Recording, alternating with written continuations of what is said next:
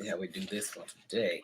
Hey, folks. Sorry, I did not mean to be late, as my equipment was doing a whole lot. So here we are. I'm going to give y'all like a few minutes. Can everybody hear me? Let's do a nice sound check. Dang, this thing is so late. Hey. Let's make sure this sound is right. All right, can you guys hear me?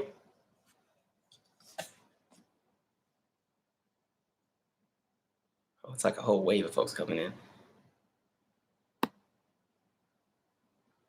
All right, I'm just gonna assume y'all can hear me. God, this thing is okay. Thank you, Olivia Shepard. What up, y'all? Let me see what we got on here. We got Esmont. Said I made it. I'm at work. I almost forgot. Look, don't be getting fired because you watching me.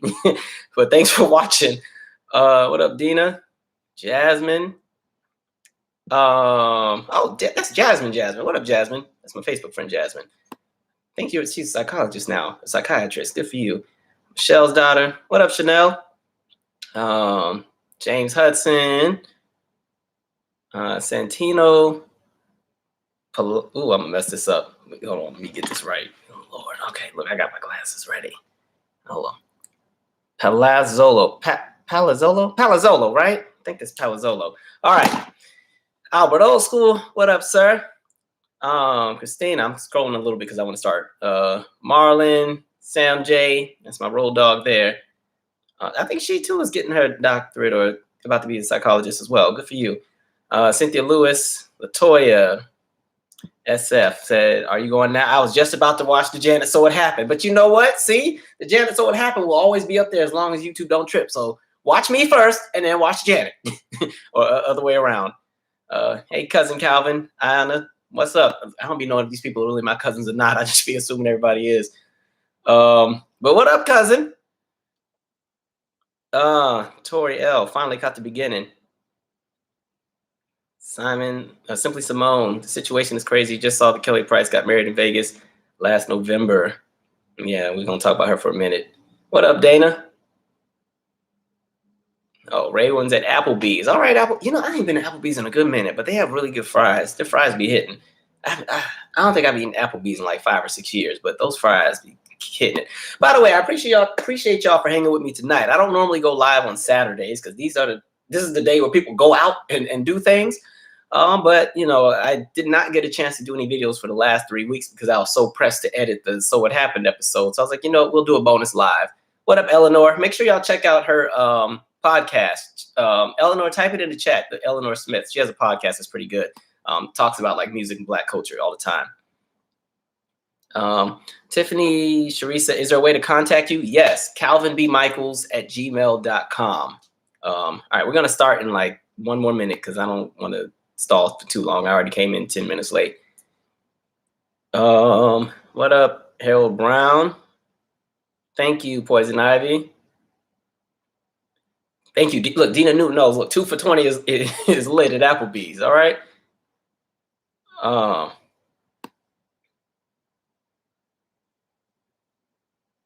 right, I'm trying to scroll a little bit. Somebody said this live is needed. I hope so. It's a little lighter. We got a few heavy things to talk about, but I try to keep it fun today, just because the next in the news will be probably a little bit heavier. But it's Saturday. I ain't trying to stress y'all out on the weekend. Poison Ivy, Calvin, can you save this? I'm not home. Oh, don't worry. It once I'm finished with the live, it always saves to the channel, so you'll still be able to watch it. All right, I'm assuming this is gonna be a real intimate live session because it's Saturday, so I don't expect too many people on here. So we're gonna get it cranking. All right. First order of business. I do appreciate you guys for being patient with me when I was trying to do the So What Happened series. If you guys knew how much went into that, I shot that thing 4 times because I needed to get it right, you know. And the worst part is like, I thought I was good after I shot it 4 times. And then after we did the last live, I was like, no, I think there's more I need to say. Because that whole conversation about, you know, how people constantly kind of dismiss her entire legacy, I was like, I think we need to go back and highlight a lot of the earliers, especially those first 2 album eras that people kind of dismiss. So I was like, we got to go back and do it again. So I did all the editing, I did all the filming. And then it's funny filming those because I don't film all that in the same day. I'm sure if you pay close enough attention, you see my hair change every 30 or 40 minutes. Like I film that over a few different days. But the editing, man, on Sunday, I was an hour and 40 minutes in. Like the documentary is 2 hours and I think 8 minutes. I was an hour and 40 minutes in editing. The whole laptop just turned off. I was like, oh, battery must just be out. So, I plugged the little thing back in. Final Cut Pro will not load my project. Final Cut Pro couldn't find the project. None of the stuff was working. I was like, man. And so I thought I lost the whole project. I was stressed out. Apple Store was already closed. Oh no, the Apple Store wasn't closed. I forgot. I took my godmom to see Shaka Khan. I'll talk about that in a second. So I was like, okay, well, I can't go to the Apple Store till Monday. And so get to the Apple Store Monday. They don't know what to do. They're like, we don't know what to tell you because it was like the files were corrupted. And so something happened and I could not, even the backups wouldn't work. I'm like, man, and there was like 12 or 13 different backups. And the further back you go in with the backups, the more work you lose. And so either way, it didn't matter because none of the backups worked. And I was like, man, F this. I'm about to just not do it no more. Just forget it. So I left it with Apple. They tried to do some other stuff. And the thing with this specific laptop is my recording studio is also in this laptop. And some of the software that I use in regards to Pro Tools is not compatible with the latest operating systems for Apple. So I have to keep it at a more dated version in order for my Pro Tools to work. And so they couldn't really update Final Cut. Man, it was a mess. Just know it was a mess. I was at work stressed. Somehow I figured it out. I don't know what I did. I just played around because I'm like, man, I worked too hard on this because I think the editing, I started editing the episode on September 8th. Yeah, I mean, it takes a minute to edit these things because, you got to get all the footage you want to use. You have to, and then the footage you do use, you have to manipulate because, YouTube be ready to yank down everything every 2 seconds. So, every clip that you add, that, especially if it's a music video or footage from an award show or a TV show, thank you, Lil I 3D, you have to be careful because it can still get flagged, especially if it's in like 4K or HD quality. That's why I tend to use the older clips that look a little raggedy because you don't got to worry about the networks trying to steal those. Thank you, Tanika Johnson. I didn't read your comments real quick. Thank you for all you do, my friend. Also, are you going to check out TLC's Crazy Sexy Cool 2021 tour? I don't know if they have a DC area show. I got to go back and check. I haven't seen TLC since 2014, but if they're in the area, I'll check them out. Tanika said, keep making us laugh. I'll wait on the New Edition project. So yeah, but going back to what I was saying, so the editing takes a really, really long time. And so, man, thank you, Free C. It takes a long time. And so I was so stressed because I was like, man, I ain't trying to start this over. If I can't recover the project, I ain't just going to do it because I don't have the energy for it. Because even I think the first 47 minutes took the longest to edit because that's the piece that had all the information about the music industry in 1981, 1982, all of those throwback clips I had to go and find of these different artists. And man, it was a lot of work. So I'm glad it came out. Hopefully you guys enjoyed it. It was actually longer, but I was like, all right, this is too long. I kept cutting it down because I'm like, let's just get it as close to 2 hours as possible. It was only supposed to be about an hour and 10 minutes, but there was so much to be said.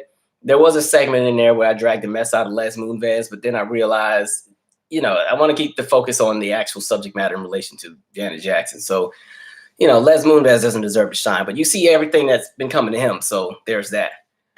Whew, but man, that video was a lot. Don't ask me when the next one is. It's going to be a minute. I need to recover. All right, let me read a few comments, and then we're going to jump into the next thing. Oh, actually, let me talk about Shaka Khan real quick, too. I saw Shaka Khan last Sunday. That was my godmom. I took her that was her birthday present.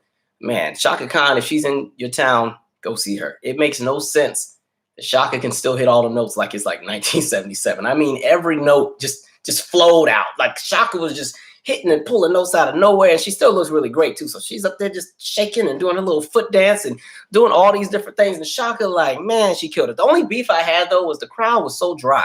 Like I saw her at MGM, and the crowd was much older, but it was kind of like a bougie crowd. So they were all sitting all uptight, and meanwhile Shaka's over here doing, do you love what you feel and what you gonna do for me, and all the good ones, all the good ones that got some oomph to it. And my godmom and I are kind of lit. So, we up and we jamming. And I'm feeling bad because whoever's behind me is like sitting down, ooh, Shaka, come on. I'm like, y'all are dry, man. Shaka is the queen of funk, man. We got to either be lit in here or crank, or y'all got to get out. But it was a great show. Shaka sounded amazing. She was on for about an hour and a half too. And again, like the sustainability and resonance in her voice for her to be 68 is amazing. Even the background singers were killing it. Like, Chaka always makes sure whoever's going to be singing with her can sing just as well as her. So everybody ate it. I think my favorite performance of the night, it was either Do You Love What You Feel, which I think was like the second song, or Everlasting Love. Those were two highlights for me, but it was a lot of fun. All right, read a few comments. Where are we at? Thank you. What was this? I didn't see it. Thank you, CC. Wait, on CNN, Anderson Cooper announces that Brian Laundrie was found in Buckhole, Florida. Brian, is that the dude that with the girlfriend, the Gabby? What's her name? White girl. I think. Gabby Petito. That's Gabby Petito's people. I'll be honest. I haven't been watching a lot of TV for like the last 3 weeks because I was so busy editing the other episode. Thank you, Deshaun Turner. Keep up the good work, Calvin. I need my Janet bio in my veins next year. Yeah, I don't know. I think that's the Gabby Petito person. All right, let me scroll a few comments, then we're gonna get to our topics here. Scroll. Dang, y'all already deleting people on here, cutting up already. It ain't. But what time is it? 9:22. Y'all already cutting up. We ain't even got to nothing yet. Who's fighting in here already?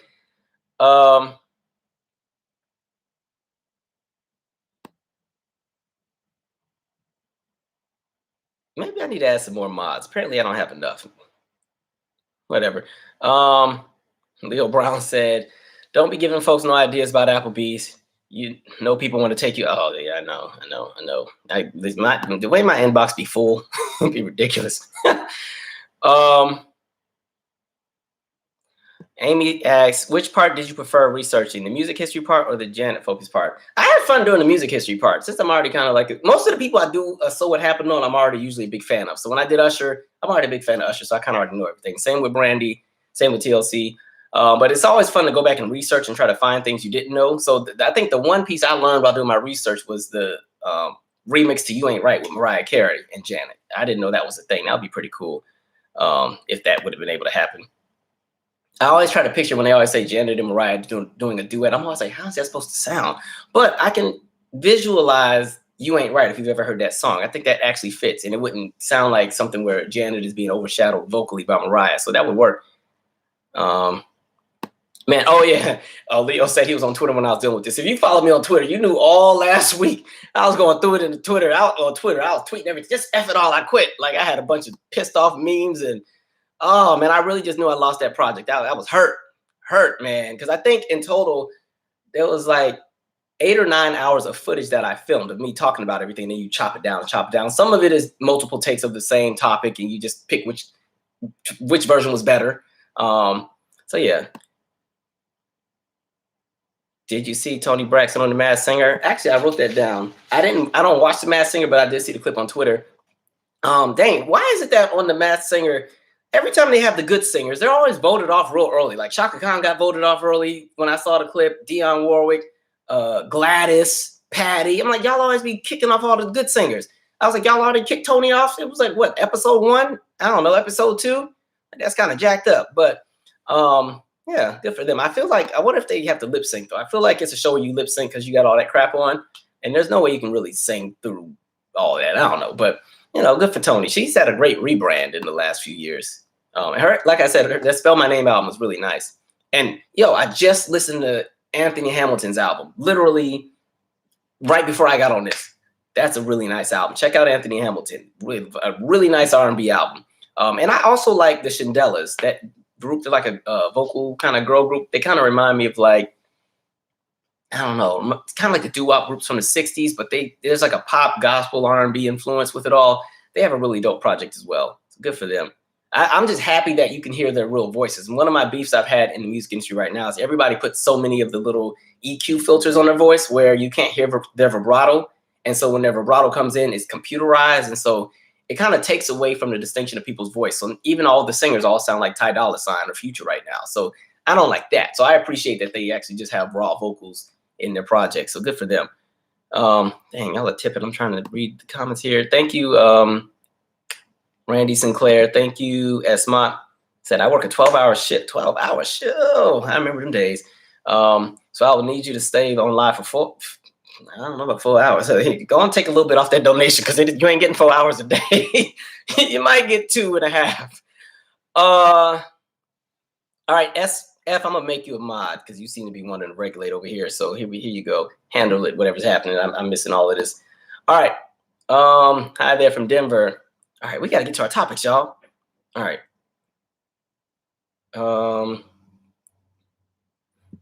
Calvin, when is part 2 coming?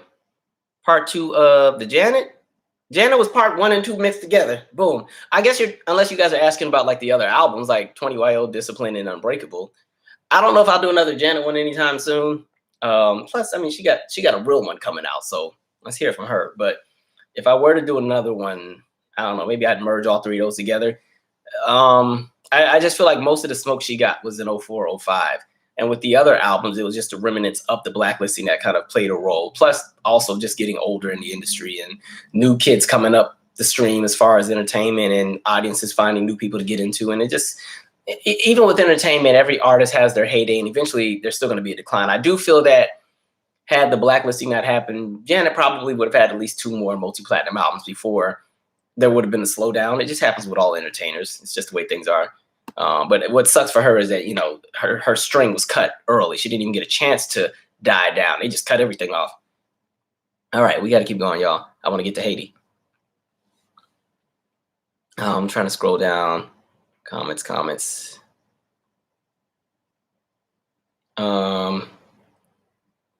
D. Bradford said they weren't diehard fans. That's all. That must have been it with the Shaka Khan concert. They might have not been diehard fans because they was in there dry. I was like, I'm kind of lit at concerts most of the time. Like, I'm pretty level most of the time, but like if the show is like really good and the band is jamming and it's already supposed to be kind of a party, then I'm partying. And then there's some moments where I just want to really sit and like, depends on who I see. So I know when I saw Maxwell, I was in like concentration mode because it was at the Kennedy Center. He had the whole National Symphony Orchestra. And so I was just kind of, you know, but I mean, it was the Kennedy Center. Everybody was in like suits and ties and stuff. It was a different kind of venue. But MGM Casino, man, if y'all don't stand to y'all feet and cut a rug to Shaka. Calvin, when are you doing a new album? Something's coming. I don't have a release date though, but something's coming. All right. Okay, just for the sake of getting to the topics, I have to keep going. I love this chat, but we'll keep this chat going towards the end. All right, so I'm gonna scroll to the end. Sorry, guys. All right, let's talk Haiti really quick. Or not even real quick. I got a few things I want to say. I'll get to it later. Okay. So I know it was pretty much a busy topic the last few days. A lot of people saw the pictures where you have a lot of the Haitian, I don't like to use the term refugees, but people that were pretty much displaced already from Haiti who were seeking asylum in the United States. One of the things that the United States always does is, you know, we grant, I don't even want to say we, the United States grants asylum to people who are fleeing their countries because of different things taking place in regards to turmoil or war, famine, dictatorships, all kind of crazy things, right? And so you constantly see the US grant asylum to all kind of people. But it seems that the blacker and browner they get, the more punitive things become, the more difficult it is for people to receive those same kind of benefits. We've seen policy change within the last 2 or 3 administrations with how all of that works. But we finally see these pictures where you see the Haitian displaced population, or those that were displaced, pretty much just literally being attacked by white dudes on horses with whips. I'm looking like, what kind of slavery mess is this? And so, and if you look at the picture, the thing that got me, one of the dudes that, you know, had the little whoosh whip thing, he looked so excited to be there. Like this was the highlight of his day. Like, man, he had been waiting for this moment. You couldn't tell him he wasn't freaking John Wayne that day. Like he just knew he was a superhero.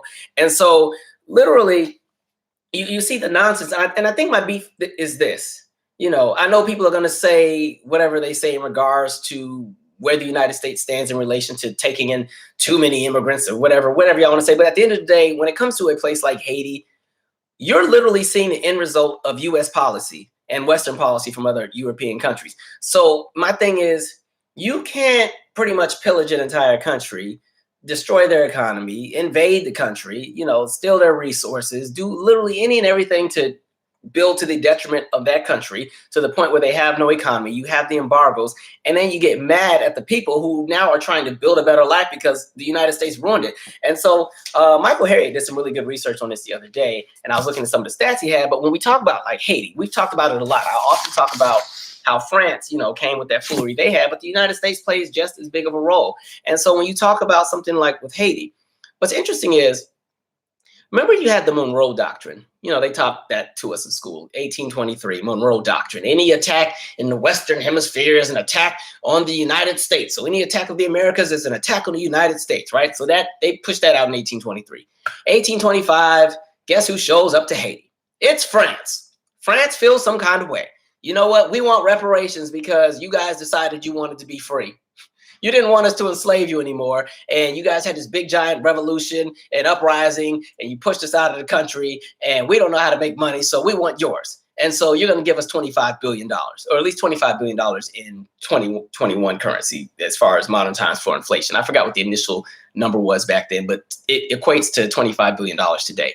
And so, they show up with all these troops and everything. Haiti's like, well, that's too bad because the U.S. told us that if y'all come over here, that's a direct, declare a war on the United States. So, Haiti's looking to the U.S. like, all right, you remember what y'all said about how y'all was going to make sure that nobody on the Western Hemisphere got attacked? France is showing up. What y'all going to do? And the U.S. was like, oh, we ain't mean y'all. we meant everybody else. Except Cuba as well. We meant everybody else. You guys in Cuba, don't worry about it. But maybe not Cuba at that time. It was like 1825. But still, they're like, we ain't talking about y'all black behinds. Absolutely not. And as a matter of fact, the United States starts to play a role into a lot of the chaos that happens. So of course, Haiti has to pay back all these reparations. And what also sucks is Haiti starts to become very destabilized with leadership because there's all these different leaders that keep getting assassinated. Like they lose 7 presidents in the span of, I forgot how many years, but 7 presidents end up being assassinated. The United States was also fearful of the fact that Germany had an interest in Haiti at the time. Germany was kind of thinking about, well, since it didn't work out with France, maybe we'll show up and go in there, shake it up a little bit, make things a little spicy. Maybe, I don't know, take over whatever's left. Because remember, there was a point in time where Haiti was the second richest country in the world because of the sugar cane. And so, there's still some remnants of that revenue floating around. And so, Germany was like, I think we can go in there too and everything. But the U.S. was like, nah, we already got dibs on this. So absolutely not. U.S. goes into Haiti, pretty much takes $500,000 out of their national bank, which is the equivalent of about $13 million in modern times. Remember, at this point, Haiti's pretty much, the economy's all over the place, right? And this is in 1915. So 1915, after these assassinations with these 7 different presidents, U.S. goes in, they snatch up $500,000 out of pretty much Haiti's national bank, and they store it for safekeeping. In addition, they also take Haiti's gold reserves. Remember, this is back when currency was still backed by some kind of natural resource, whether it be gold or silver. After Nixon gets in office, he changes the whole gold standard thing, and that's why our money is not backed by anything today. That's why when you look on like a dollar bill, it says legal tender, which pretty much means your dollar's not worth anything. And that's why inflation is where it's at. That's why we can just print, and there's nothing to really back it. So at that point in time, they've taken the $500,000, which again is the equivalent of $13 million. And by 1915, $13 million was pretty much the majority of Haiti's economy, plus the gold that's been snatched up, right? And so, they take the gold for safekeeping and the money for safekeeping because they were afraid that there would be some kind of Haitian uprising and they would destroy the Haitian economy. Meanwhile, now that we've taken all this money, we're starting to have, and I'm talking about the U.S., our own little investments into Haiti, little things that are going to bring the U.S. more money. And so Haiti still has to pay back this $25 billion that they now owe France, right? And so they have to figure out how they're going to do it. So they take out a loan. Guess where the loan comes from? The loan comes from the same place where that $500,000 or the equivalent to $13 million in 2021 is stored, as well as the gold reserves. So now they have to take out a loan to use their own money. And then, of course, the United States puts on a super, super, super high interest rate. And by the way, what makes it interesting is the group in which they're taking this loan from, Citigroup. Some of you are familiar with them. Some of you may bank with them. All right. And so anyway, it gets to the point where 80% of the revenue Haiti was bringing in at this point in time has to go back to paying off the loan. What does that do for an entire country? What does that do for infrastructure? What does that do for education? What does that do for housing? What does that do for healthcare? What does that do for food? What does that do for infrastructure? What does that do for anything? In addition to the fact that there's also an embargo. the issue with the embargo is nobody can trade with Haiti. Nobody that's an ally to the U.S. can do any kind of business or anything that affects international commerce with the country of Haiti. Absolutely not. And so Haiti's already left destitute by the time you get into the early 1900s, on top of the fact that now they have to pay all this money to France with interest to the U.S. And then it doesn't help that the United States invades Haiti like 12 or 13 times between 1915 and 1937. They keep showing up with troops every single time they think there's going to be some kind of uprising. Send in the troops. And this is all before World War II. Send in the troops. We got to handle things. Y'all ain't about to get up here and get no new ideas. Absolutely not, because we got you exactly where we need you to do, whatever it is that you need to do. Meanwhile, they're still paying everything to France. And mind you, the conversation around the reparations to France would not end until 2015. That's when France was like, we'll forgive the loans because we're such the moral compass of the world now. We'll forgive the loans. Now, we're never going to address this again. We're not going to talk about the fact that, this unjust declaration of reparations that you had to pay us pretty much destroyed your economy, and we're not going to do anything to make you whole. We're not going to address that. But, let's celebrate because we did the right thing by letting you all be free. And so, it gets to the point where when we get back to the U.S. troops constantly invading Haiti, Haiti's like, can you please stop coming over here? Every time we get a little progress here, y'all come ready to blow up some stuff and take things out and assassinate more leaders. And the United States is notorious for putting leaders into places in different countries that don't serve the interests of the people in that country. And so the U.S. is like, okay, we can do this, but you know what? This is the deal. You guys have to change your constitution and change some of the amendments in it, which will pretty much put us in a position where we will control your financial assets. And then we'll leave. Deal? And it's not like Haiti could say no. And so they sign it off. The U.S. plays a role into everything in regards to what happens to them financially. And that was the way, that the troops left Haiti. Was like, okay, Haiti had to pretty much alter or amend their constitution to put the United States in a position of power in regards to their revenue, their finances, their currency. And so you're seeing the end result of that. And because of those kind of actions, this is why Haiti has always been in the predicament that it's in. And it doesn't help that they were right next door to the Dominican Republic. And you see how the DR treats people from Haiti as well. So it's just like Haiti was just catching smoke from everybody. And so, and a lot of that has to do with the fact that I think the rest of the world looked at Haiti as, oh God, if Haiti can do it, so can the rest of them. So can everybody else in these diasporic regions, Black people in the United States, people in the Caribbean, people on the continent, anybody that's colonized. If Haiti could do it, so could everybody else. We don't need that kind of energy. So let's make sure we make an example out of Haiti forever.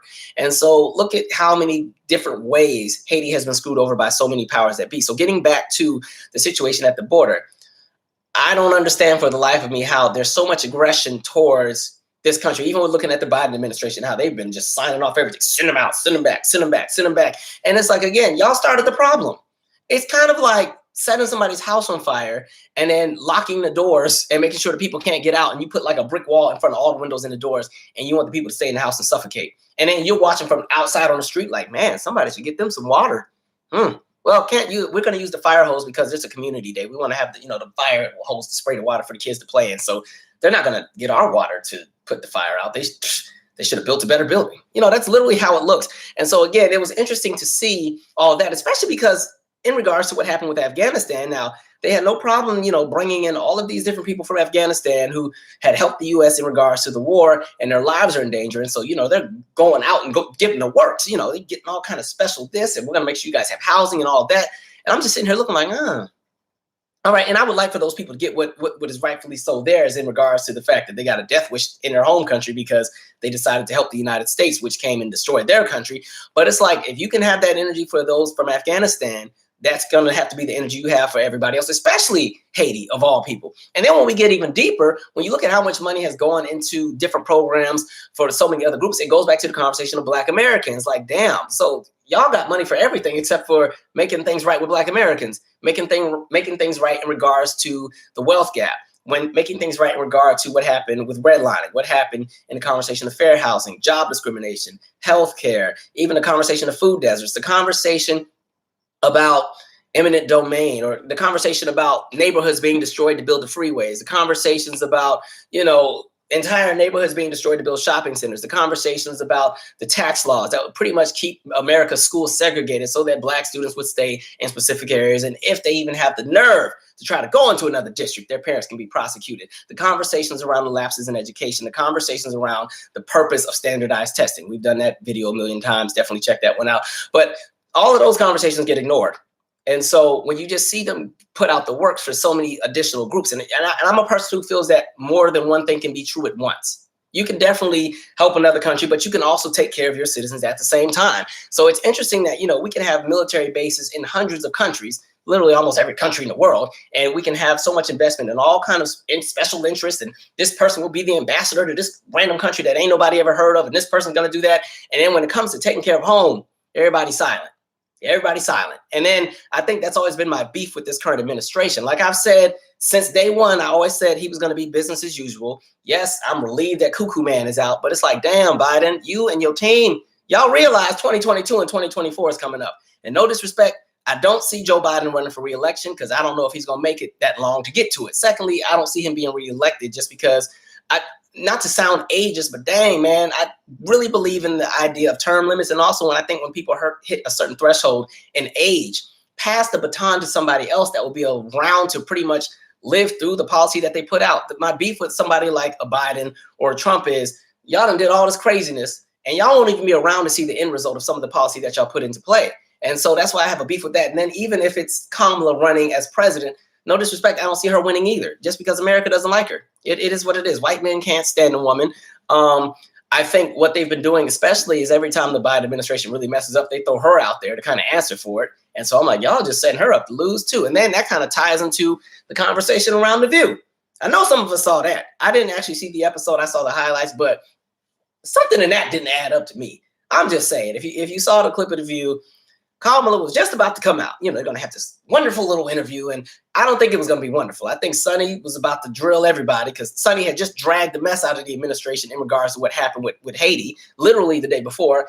Ana Navarro, she is a Republican, but she has her critiques about the handling of everything in regards to the border and what the Biden administration is doing in that realm. And so you're literally watching a show. They're about to announce that, Kamala's about to be out. We're about to go to commercial. Then you hear the producer come over the soundstage mic. And it's like, oh, wait, freeze.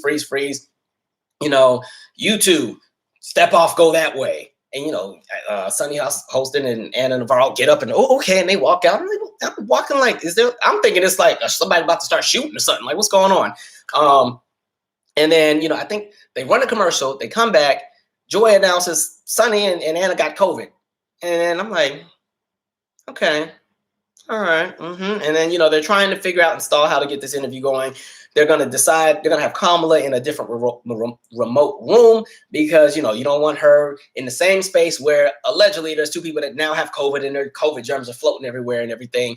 And so they're trying to get that going. It doesn't really work out. I think they had to reschedule Kamala, but something in the water just doesn't seem right with that. And as a show, or for a show to have been on the air for 25 years, I would just think that if in that event, something like that took place, it would be a much smoother process. If you saw how it went down, it looked so chaotic. And then later that night, it's announced, oh, it was just a false alarm. Ana and Sonny didn't have COVID. They tested negative 2 times. It was a false positive.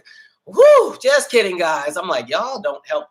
With all the conspiracy theorists that float around the internet, the ones who already want to find everything wrong with every administration, y'all ain't helping the conversation. So I don't know. Something in that just don't look right.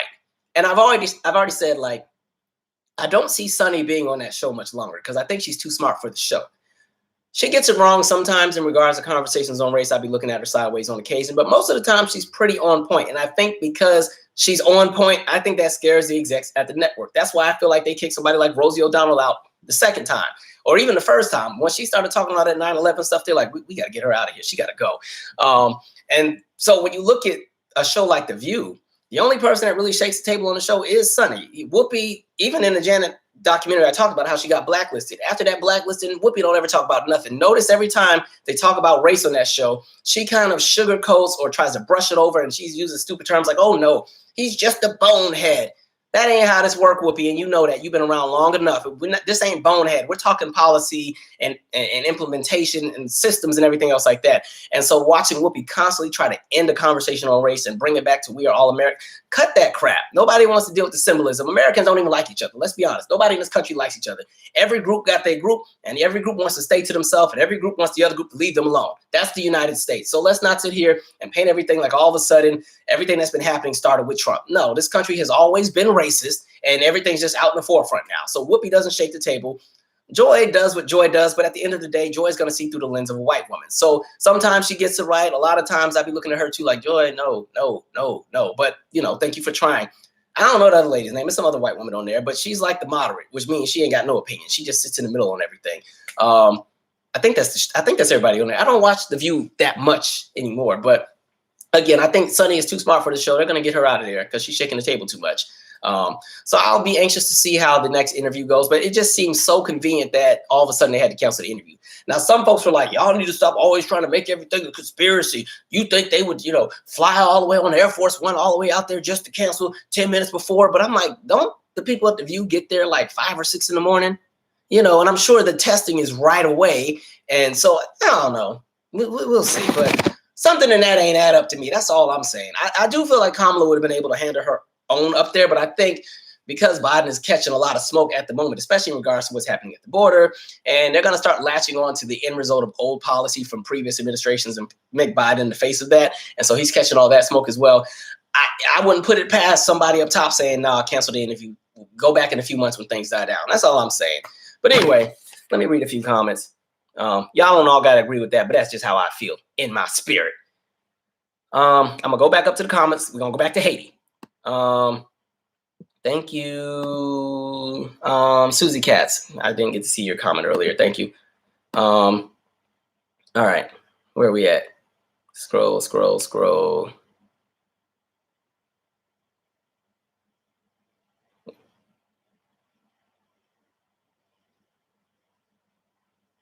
Somebody said U.S. is an evil empire. Look, the U.S. got so much smoke on them. I'm like, man. Exactly, Penny Stewart. Yep. The U.S. has done a lot to Haiti. It's not just France. And mind you, it ain't even just Haiti either. There's a bunch of black nations that get screwed over by Western powers. That's why the continent of Africa is the way it is. And now even with them, they even got China going over there messing up stuff. So again, it's just like the whole world is trash, to be honest. That's why I just be in the house minding my business. Like sometimes I don't want to be bothered. I will tune out real quick. I'll cut everything off, cut off the news, and just live in my own little bubble. Because the more you kind of pay attention to what's happening, it's like, man, your blood pressure just be high all day.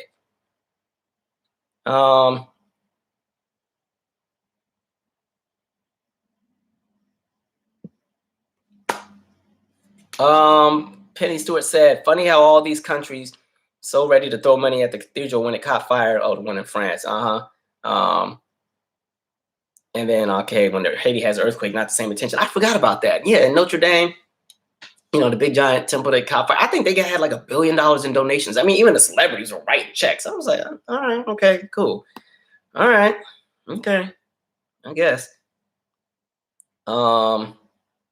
Somebody said Biden administration really needs to get it together. They certainly do. They act like they don't got midterms coming. And I'm sorry. I feel like if that other side gets back in, y'all, they going to have that stuff locked in. The way they already gerrymander everything. And you see what's happening in places like Texas and other places where the local politics, the local elected officials have such a hold on the politics in that region. There's some things you can't even undo because they have that much power. So I understand those on that Democrat side, y'all already got so many more chances before y'all are just locked out. Because one, Democrats don't know how to fight on anything.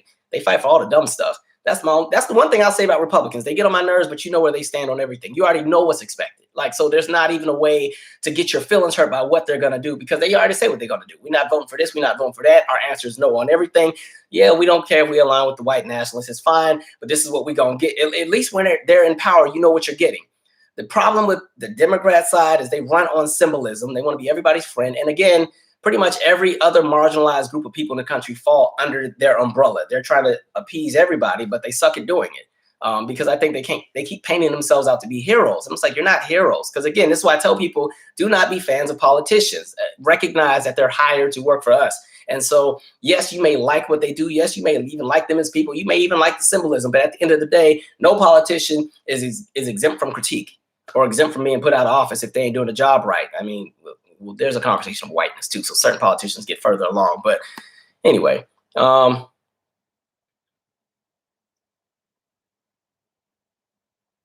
Janet Bennett, you said that when Black people as a country try to pull themselves up by their bootstrap, colonizers always find a way to burn it down every time. They're going to shut that crap down every time. Look at every Black movement that took place in the United States. Every movement, Black nationalist movement, Black Panther Party, every group you can think every group you can think of, either something was infiltrated, people were blown up, people were assassinated. There's a reason they do that. They don't. You don't want 40 million Black people to finally get that snap and spaz out. So yeah, keep everybody locked down. Keep everybody in a position of servitude or in a position where they're happy by symbolic gestures, or they're happy by, let's put some celebrities up there to speak on behalf of the politicians. I feel like sometimes we're the only collective where celebrities represent us in politics, which I don't like. Stop going to celebrities to speak on behalf of Black people. They don't live in our world. We're entertained by them. I love entertainment, but I don't need any random entertainer speaking on my behalf of what is needed for me in my community, especially if I don't see you doing the work. No. You do more. Tweeting don't do nothing for me. An Instagram post and an Instagram blackout does nothing for me. That's nice that proceeds from your concert are going to go to this. But even at the end of the day, those are conversations around structural policy as well. And you don't influence that. So why are you the person that the media or different politicians go to when they want to connect to the Black community? Like, please. Somebody said Wendy Williams has COVID. Wendy Williams got a lot of stuff going on. I hate to say it. Sometimes I feel like that's just karma coming back for just, I don't know. I just feel like when you build a career tearing so many people down, sometimes what you put out comes back to you. Best wishes to her. I don't know if her show is going to really make it either, because it seems like for the last 2 or 3 years, there's always something that's happening. They always have to push back or postpone or cancel different shows. And like I said, I think a few lives ago, I've just always felt some kind of way, because I always feel that she's very hard on Black women entertainers. They seem to catch so much smoke in comparison to other people. And she also seems to be obsessed with people going to jail. She loves a good jail story about, different rappers or basketball players who are going to jail. She'd be thinking that crap is so funny. All right. I'm going to scroll a little bit more. Yeah. Said Biden administration has been extremely disappointing. To me, I don't even think they've been disappointing, because it's kind of, you knew what that you were going to get, kind of, almost. Like I've always said, he's pretty much a moderate. And since the initial election season, I already said I wasn't excited for any of the candidates to begin with. I really was not pressed about him. But when it got down to the wire between him and Crazy Man, I'm like, damn, well, I guess we'll go with him. But I'm not going to lie. When I saw everybody parading in the streets after he won, I was like, some of y'all gonna get your feelings hurt. Sorry. And the thing is, I'll never tear people down for how they want to vote or how they want to do things, because everybody's going to have their way of doing things. But I'll tell you what I don't like. I don't like an I told you so kind of person. There's a lot of I told you so people who they never have a solution. They never have an answer. They never even have an opinion, but they show up when everything goes crazy. I told y'all. You ain't said nothing. Because when we asked you what you thought, you ain't said nothing. Y'all need to just do y'all research. Okay, well, all right, well, this is the research I got. What's yours? Let's compare it. Ain't got you ain't ready for that conversation. Okay, if you say so. Anyway, let's keep it moving. Nathan Moore said fraud. All right, I'm gonna scroll a little bit because y'all made a lot of comments. I can't get down to the bottom.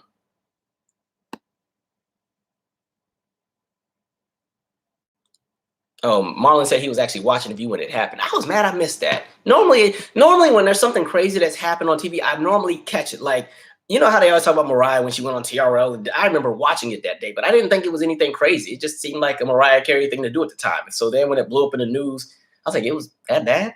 Oh, okay, I guess. Or even like 9/11, like when it happened, because it was 6 a.m. on the West Coast. I was getting ready for school, and like I saw, the first tower had already hit, and then you saw the second one hit. I'm like, oh shit, mom, hey mom, you might want to come look at this. Like something's going on. All right, I'm gonna keep scrolling.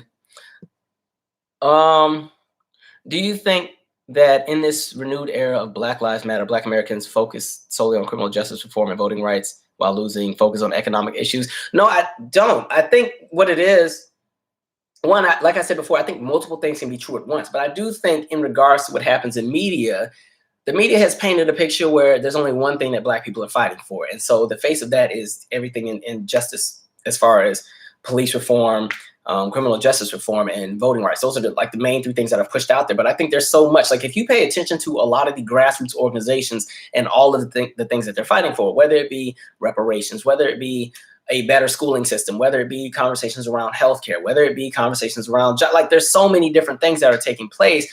And I think the reason why they put so much emphasis on something like the police reform conversation is because they painted it to be something where Black people are violent. Look at some of these political ads and commercials that are coming up for people who are running for elections. You keep hearing these things, oh, the radical left wants to defund the police, the radical. You always hear the word radical. Just know if you hear the word radical, it's about to be some BS they about to say most of the time. The radical this, radical that. So in regards to a time period where now these conversations are in the forefront, everybody sees America's flaws. All of America's flaws are showing at the moment. You have to find a way, not you, but like powers that be, media, those who want to keep the status quo have to find a way to ensure that with this new attention, the narrative does not change. And we're going to more so paint it out to be that, you know, these are just people who are radical and they want violence and they hate the country and they want white people to die. You know, that's kind of the narrative that they put out there. And so it distracts and it kind of slows the process. Like, look at how the narrative has changed. Look at how all of these companies that made all these pledges in 2020, oh, we're going to this much to social justice and this billion to this. Ain't nobody got none of the money. All the money conversations have went quiet. All the diversity inclusion conversations have fizzled out. Like, they be playing these games in our faces. I don't have time.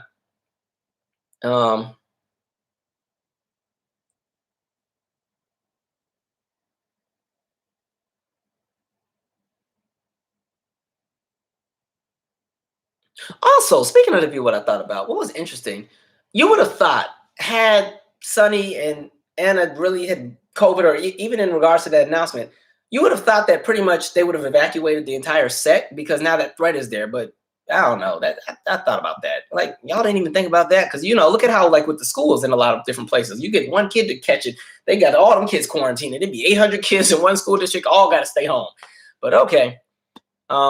And especially Joy, who I think is what, 78 or something. Look, she's the last person they need to catch that. So you would think that they kind of ensure that everybody is safe at least, but I guess. All right, gotta keep scrolling. I ain't even got to Haiti yet. We still on this part. Nathan Moore said Rosie held Whoopi's feet to the fire the second time around. So, yo, let me tell you what pissed me off. Like, I remember watching one episode. This is right when, God, somebody died. You know, one of us was always getting shot and killed by police. Somebody had just died. Rosie O'Donnell, the white woman on the show, goes and she's like, yeah, it's no secret. There's an attack on Black men in this country, and we need to do something about it. And Whoopi is shut the whole thing. No, there's not.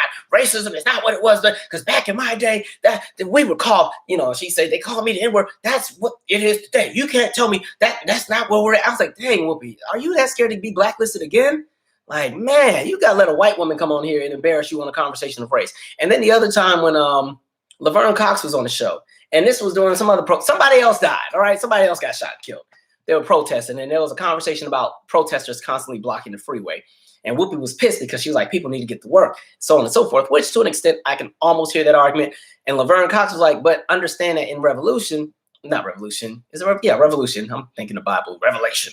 In revolution, there's going to be people who are inconvenienced. Whoopi was like, no, because when it was back in my day, when we marched on the sidewalks. I'm like, yeah, that's why we still marching now. No disrespect to the earlier generations, but I'm just saying that conversation of respectability doesn't work when the other side doesn't respect themselves. So why do you think they're going to respect us? It's funny. People always get that conversation like, oh, we expect them to respect us and we can't respect ourselves. They don't respect themselves. So I don't understand why we hold them to such a high standard on anything. Clearly, history has shown us how pretty much the powers that be handle things. They ain't ever had the right end of anything, especially in the conversation of being the moral compass. Please. Anyway. I ain't never gonna get down to the bottom of these comments. You know, I rock with Whoopi sometimes, but when it comes to race, I don't want to hear nothing she has to say. She wants to be everybody's friend. Plus, I remember she was married to that white man who did blackface. Please. All right, I'm towards the bottom.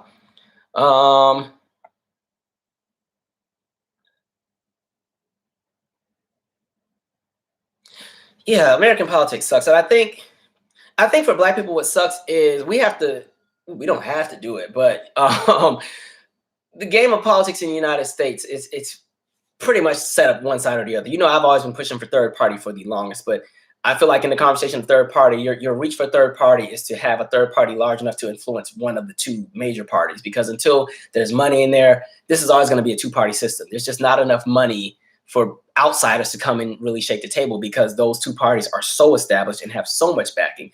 And I think that's what sucks for Black Americans or people who just don't like the way things are. Everybody, you can choose to sit out and you can choose to just say, F everybody, all y'all are corrupt, I'm gonna stay home.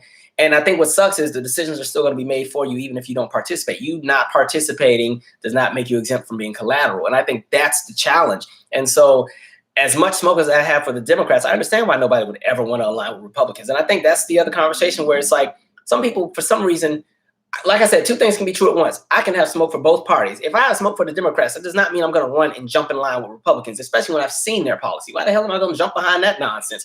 We've seen where they stand. And so I think that's why Democrats are catching so much smoke, because it's like y'all painted yourselves to be the moral compass of the world. You painted yourselves to be the good guys. That's one of my beefs with white liberals. They constantly will paint themselves as allies or friends. Remember when Trump got elected and they did that little safety pin thing where it was like, if I'm wearing a safety pin, it means I'm one of the good ones. You can be safe around me. It's a safe space. And I'm like, so you're acknowledging that there's a system of white supremacy that exists. And rather than doing something about it, you're just going to make us more comfortable in it. That's what you're saying. I just want to make sure I'm interpreting that the right way. Yeah. Okay. So yeah, it's just American politics is it's so draining.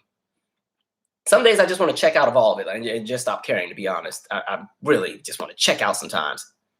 It's a headache. Anyway. We're going to scroll down. All right, let me get to the bottom because I want to keep going. Look, D. Bradford said he put his own name on the ballot. Okay. I mean, what the hell do we have to lose? If I put my name on the ballot, y'all gonna vote for me? Actually, no, I'm not, because they're gonna assassinate me. I don't want to die. So never mind. Oh shit. Hold on. I'm gonna put my glasses on. Read this. Thank you, CC. Just a note to say I appreciate all you do. I appreciate you too. My God, thank you. Nicole said both sides are racist. Exactly. Thank you. And they are. It's just like, I saw a funny post one time. I can't think of how it went, but pretty much it was like this meme where it was like, okay, one side does a really racist thing. The other side does the same thing, but they just sprinkle it with glitter and make it look nicer. Same energy. All right. Now I ain't running for office. I shouldn't even put that out there. I'm just playing. All right. I'm gonna move on, guys. Somebody was asking about the Fugees. So you know the Fugees are on a reunion tour. I almost was gonna get tickets, and then I remembered who was on tour. I changed my mind. Now listen, believe it or not, the last concert I saw before the COVID shutdowns was Lauryn Hill. That was the very last concert I saw at the Kennedy Center, and she actually was pretty decent. She still had to remix all the songs, and she was actually on time. Kind of. She might have been like 30 minutes late, but 30 minutes to me is still on time. Because normally that's when the DJ is scratching, playing all like the throwbacks and stuff. So she technically was on time to me. But that was the last time I saw the Fugees or saw Lauryn. But when I saw that the Fugees were going on tour, I'm just like, I don't know. We're going to cross our fingers and see if they make it. But I saw that with that first show, they were 3 hours late and only did 7 songs. Something like that, people get shot for. That's all I'm saying. I'd be really pissed off if you done paid all that money for 7 songs and you sit there for 3 hours like people didn't have to go to work, like on a weeknight. You got to be kidding me. But listen, if they make it out here, I'm gonna just keep kind of paying attention to the trend. If the other shows have a better outlook, I might think about getting tickets. But 3 hours, that's just disrespectful. I know Lauryn said, her time doesn't align, or her energy doesn't align with time. So you just got to catch her in the right energy wave. But you playing with people's money. That's all I'm saying. And I remember the BET Awards in 2005, like the Fugees opened it, and then Lauryn was supposed to close the show. Something happened, and so Lauryn didn't close, and then instead it was Stevie Wonder, and he just sang Happy Birthday to BET, and then Will and Jada just danced. I was like, man, all right. I'm going to see Erykah Badu this weekend. I can't wait to see that show. Hopefully she, Erykah be doing some weird stuff too sometimes. She'd be up there chanting for like 20 minutes. I'm like, Erykah, we just trying to get to the next lifetime. All right. So I'm going to rebuke whatever she's chanting while she's doing that chant stuff. Just get to the song. But man. All right. Oh yeah. PG County. Look, that zebra's still running around. I don't know if y'all saw this, but like there's a random zebra that's just been roaming in like the DC metropolitan area. It got loose from one of these farms and it's been roaming since August. It's just running around. And here's the thing, I keep trying to tell people, zebras are not nice animals. I don't know who was working the PR team for zebras that made us think they were nice, but zebras are mean. Like, these are animals, they don't like anything. They are aggressive. They are trolls. They troll the other animals in the wild kingdom. Like, zebras are not nice at all. They are, just because they look like horses, they are not horses. Those are not fun animals. So if you see the little zebra running around, go the other way. Don't try to be inquisitive and think you're going to get a nice TikTok video. You're going to be missing an arm. I'm just saying.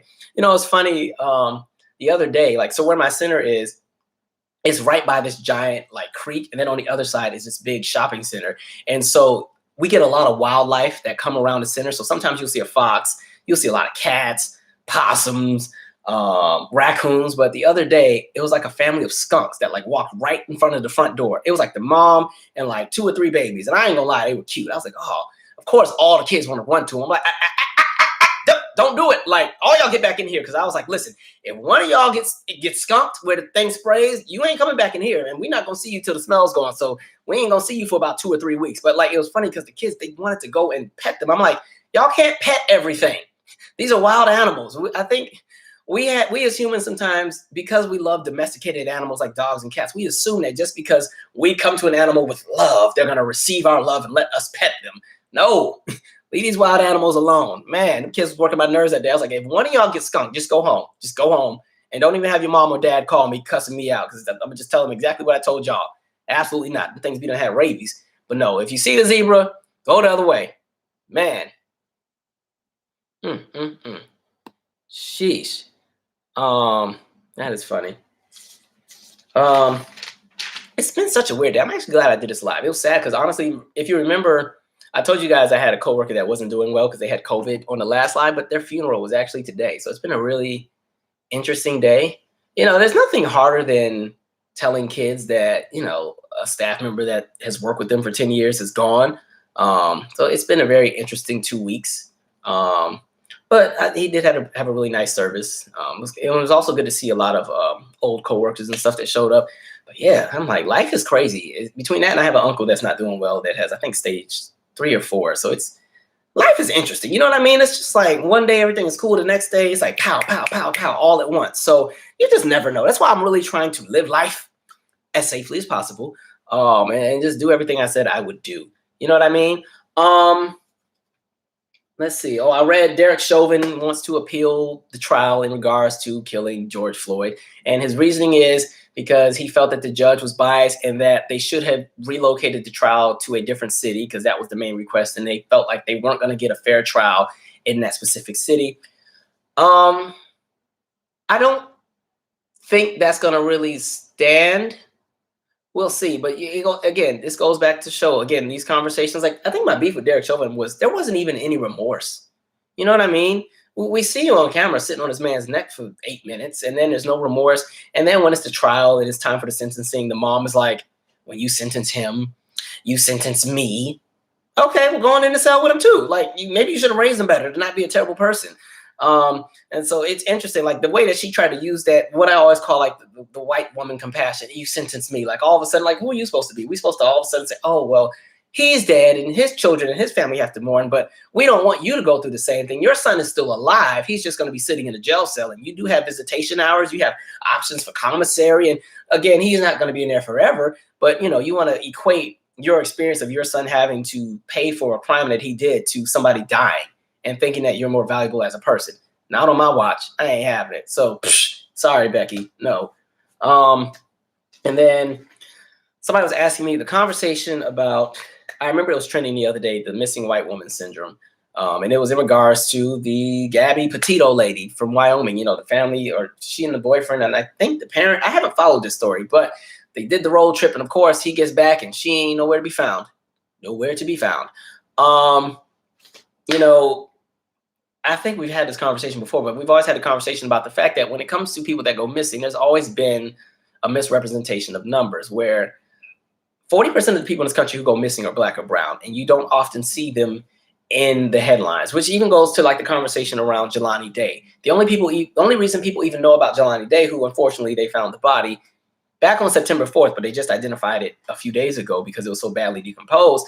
The only reason his story was even out there was because of social media, literally just Twitter. It was never on the news. Maybe it found its way to local news within the last week. But again, when it comes to like Black men, Black women, Black children who go missing, it's so much harder for them to get any kind of press. And we understand that so many people go missing all the time, and the press and the media can't cover everybody. But when you see an overabundance of white women go missing, and they get, or an overabundance of white women being the headlines of those who are missing, and everybody else's stories, you know, a second thought, that's one of the things that kind of sucks. You know what I mean? And I think, again, think back to like 2005 when you had LaToya Figueroa and Natalie Holloway. Remember Natalie Holloway, like 2005 of the summer? That was the white girl from high school. They went to Aruba. She never came back. And that story just circulated every day for like 5 months. And, or even Elizabeth Smart. Again, it's not saying that you don't want to see people find their loved ones or people be found, but it's like across the board. What does it say when you only see a certain group of people get top-notch priority in regards to being found, and other people, you know, sometimes they can't even get the police to even issue a missing persons thing. Oh, no, your child just ran away. All right, how's the relationship at home? You know, I read that she got suspended from school last week. You sure she didn't just run away? Is she with a man? You know, that's the energy that's out there. In regards to Jelani Day, definitely I sense some foul play in that. The fact that like the car was found and the tags were missing, something definitely happened. And I think that sucks for the family to have to deal with, you know, that. I think anytime you lose a relative violently, that's the worst kind of hurt. It's different when you lose a relative because of old age, or, you know, they get sickly as they get older. You kind of expect that to happen as you get older. The older you get, the more you start thinking about mortality, especially with your older loved ones. But when, you know, you have to bury your own child who was in college, a grad student, and, you know, they're missing, and it's to the point where their body's so badly decomposed that it takes 3 weeks to identify them. Something ain't right in the water with that either. There's definitely some foul play. And there's so many other people who are missing. And I think one of the reasons the Gabby Petito case got so much smoke is because in that same region, you know, you had 700 Native American individuals go missing in the span of 10 years, and not a single one had any kind of media coverage. Again, it just goes to show who's prioritized in this country, which kind of sucks. And so, yeah, give people the smoke that is out there, because, yeah, folks are tripping. Yeah, somebody killed that man. Definitely. All right, let's see some comments here. Yes, Andrew Mack, it was a whole fox running out back. And, you know, fox, they're kind of small, too. I used to think foxes were like as big as wolves or something. Foxes are like this big. But, yeah, there's a whole bunch of little wild animals that are always outside. So sometimes I got to kind of do a double take. That's why I be telling the kids, like, don't be leaving these little bags of chips and stuff outside after snack. Y'all going to wake up and y'all going to come to the club one day and get your leg bit off. So make sure y'all clean up after yourselves. Where we at here? He said a fox and zebra in DC. That's all kind of stuff that's always in DC. Like, I remember one time, me and my friend were in the car, and we saw, it was a whole deer with antlers, like the big antlers. It was like on 16th Street. We were like, what's going on? And that thing was just walking just casually. You know, just, that was just unfazed. I'm like, all right, we got a lot going on out here. But, you know, DC used to be like all swampland and wilderness. So, you know, Mother Nature is going to be where it's at.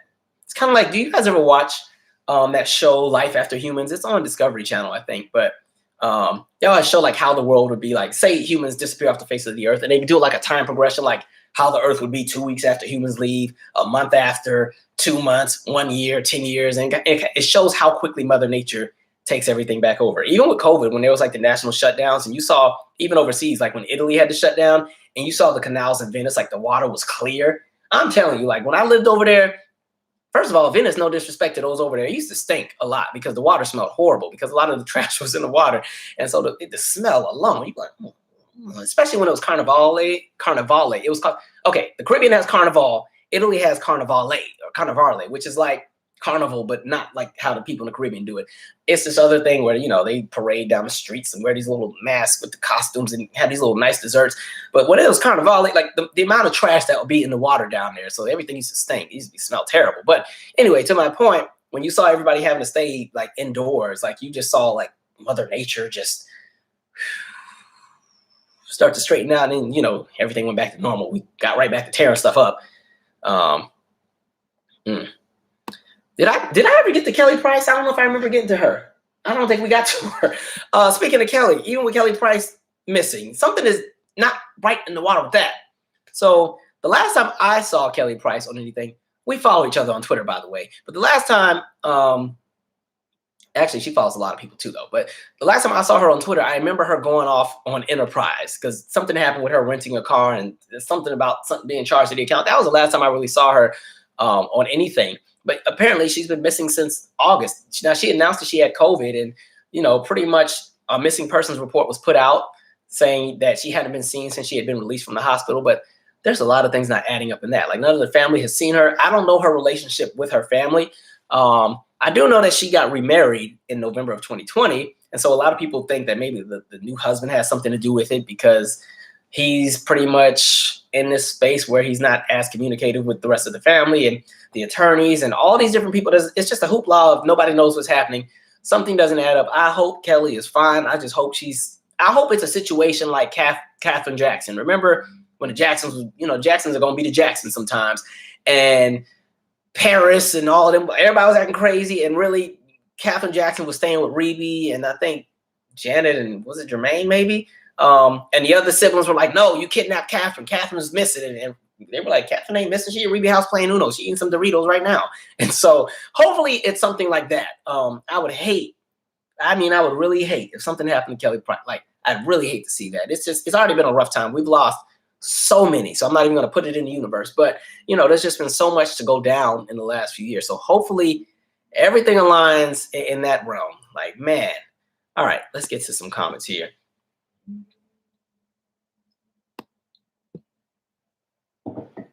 Janet Bennett said, I knew Chauvin would try this. They always do that. A lot of police feel like if they get convicted in regards to something in relation to killing somebody black, they always feel that there's a way out. I think that's another thing. I don't think they realize, no, you're going to have to do the time. But there's already that conditioning to feel that because you are a part of that blue wall, you're going to be protected no matter what kind of foolery you do. And so a lot of them feel that way. That's why Amber Geiger, you already got a slap on the wrist for killing Botham Jean, right? You get 10 years, which probably she'll do 5 or 6. And then she went and filed an appeal. Even after the judge gave her the Bible, the bailiff was combing and brushing her hair, the brother wanted to give her a hug, and they changed this whole narrative and painted it as, oh, she just made a mistake and she's this innocent woman. And oh no, she's crying, guys. Let's give her love and empathy. And then as soon as that cell door closed, she was like, look, I ain't about to be in here.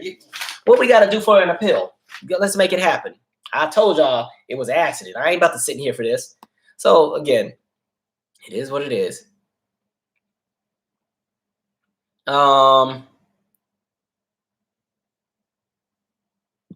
Nathan Moore said Nancy Grace was all about finding white people. Nancy Grace used to be mean. She was so mean on that show. Remember she had the show, what was that, on HLN? Nancy always had an attitude all day. I've never met somebody who's mad 24/7. I know I be talking politics, but I'm actually a happy person. The only time I be annoyed is when we have to talk about the heavy conversations, but I'm a happy person. Like, I live a happy life. But Nancy be pissed off all day, all night. Even when she was on Dancing with the Stars, she even danced mean. How do you dance mean? Just mean face and doing the waltz. I was like, God, what a miserable person. I'd hate to be her child. No, you can't go nowhere. God, Nancy. I made it to the bottom of the comments. Okay. Yes, the math is not mathing. Someone ain't doing the math right. Pretty Melanin says, speaking of wild animals, y'all seen Tiger King coming back out? I don't know. He's in jail. Are they gonna film it with him from the cell, just talking about what's left? Because shoot, I don't know. But I ain't gonna lie. Tiger King, I was entertained by that. When we was all in the house during COVID, I enjoyed watching that show because that was some wild stuff. People are crazy. And when I saw the staff member that got their arm bitten off, or it wasn't even bit off yet, it was bitten, hanging, dangling from the alligator. It was either the tiger or the alligator bit it. And then the doctor was like, we're gonna have to do all the surgery. And they're like, oh, just cut the arm off because I want to go back to work. I was like, oh. Y'all want some other stuff. Okay. And I couldn't even say white people crazy because I think that person was Asian. So I was like, oh, okay. So it's more of y'all that are crazy because ain't no way. Man. Sandra Hudson said, I thought it was the boyfriend, not the husband. So apparently they got married. So this is not the husband that Kelly Price was married to that she recently split from, I think, a year ago. This is the new guy. I forgot his name. I don't know his name. I don't follow them enough. But yeah, apparently this is the new husband, and allegedly they're married. So it was saying that they were married in November. And then Terry Anderson said, I heard they found her. Yeah, that's what makes it interesting. There's posts saying that she's not missing, but even those seem very suspect because nobody's still physically seen her. And there was a post made on her specific Instagram saying, oh, she's not missing this, that, and the third. But if you've ever followed somebody like Kelly Price is already very vocal. Now, I understand if she's sick from COVID, she's probably not in the best capacity to make an announcement, but she'd also still type different things too. Like this was like a copy and paste post. So something ain't right in all that. I'm just saying, if you followed Kelly Price, you know she's very vocal. And so, I don't know. Oh, Denisha Clower said, oh, you saw an antelope. And every time I think of antelope, I think of Lion King. When we die, our bodies become the grass, and the antelope eat the grass, and the lion eat the antelope. Anyway, I'm all over the place today, y'all. Let me keep scrolling. All right, Andrew Mack said her sister says she's still missing. See what I mean? I don't know, man. It's all over the place. Skilomi said, did you go see Usher's residency? If so, what did you think? I would like to go see it, but no, I haven't gone. I was thinking about the New Year's show. But honestly, I was kind of watching COVID numbers, like how high or low are they going to go before I start doing like some major traveling? Because the first trip, like I said, I need to do is I need to go visit my grandpa in LA. That's the first flight I'm going to take when I finally go and do it. And so, but no, Usher's show looks pretty dope though. It looks dope from what I saw on the YouTube clips, especially the piece with him like skating and everything. I was like, all right, that's dope. I'm glad Usher's getting his flowers too. I like the resurgence he's had, and even like the rebranding. Like a lot of the throwback artists that a lot of us grew up on are getting some really good rebrandings. Like Toni Braxton has a good one. We already talked about Janet. She has a good one. Usher. There's a lot of people who really just, it's interesting. Social media has been a blessing and a curse for some, but it's really been a blessing for a lot of entertainers to kind of really keep their names out there once the mainstream media decides to write people off. So yeah, that's pretty dope that we're able to keep people flowing or keep them relevant. Alex Martinez, tips for getting over getting fired. Man, F that job. This is better for you coming anyway. You know what I mean? Like, honestly, if it's meant to be, if it's meant to be.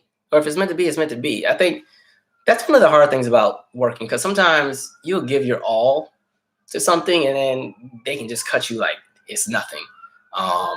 Or, there's some kind of situation. Sometimes it's the layoff or it's company cuts it. It's just, I think everything is a chapter.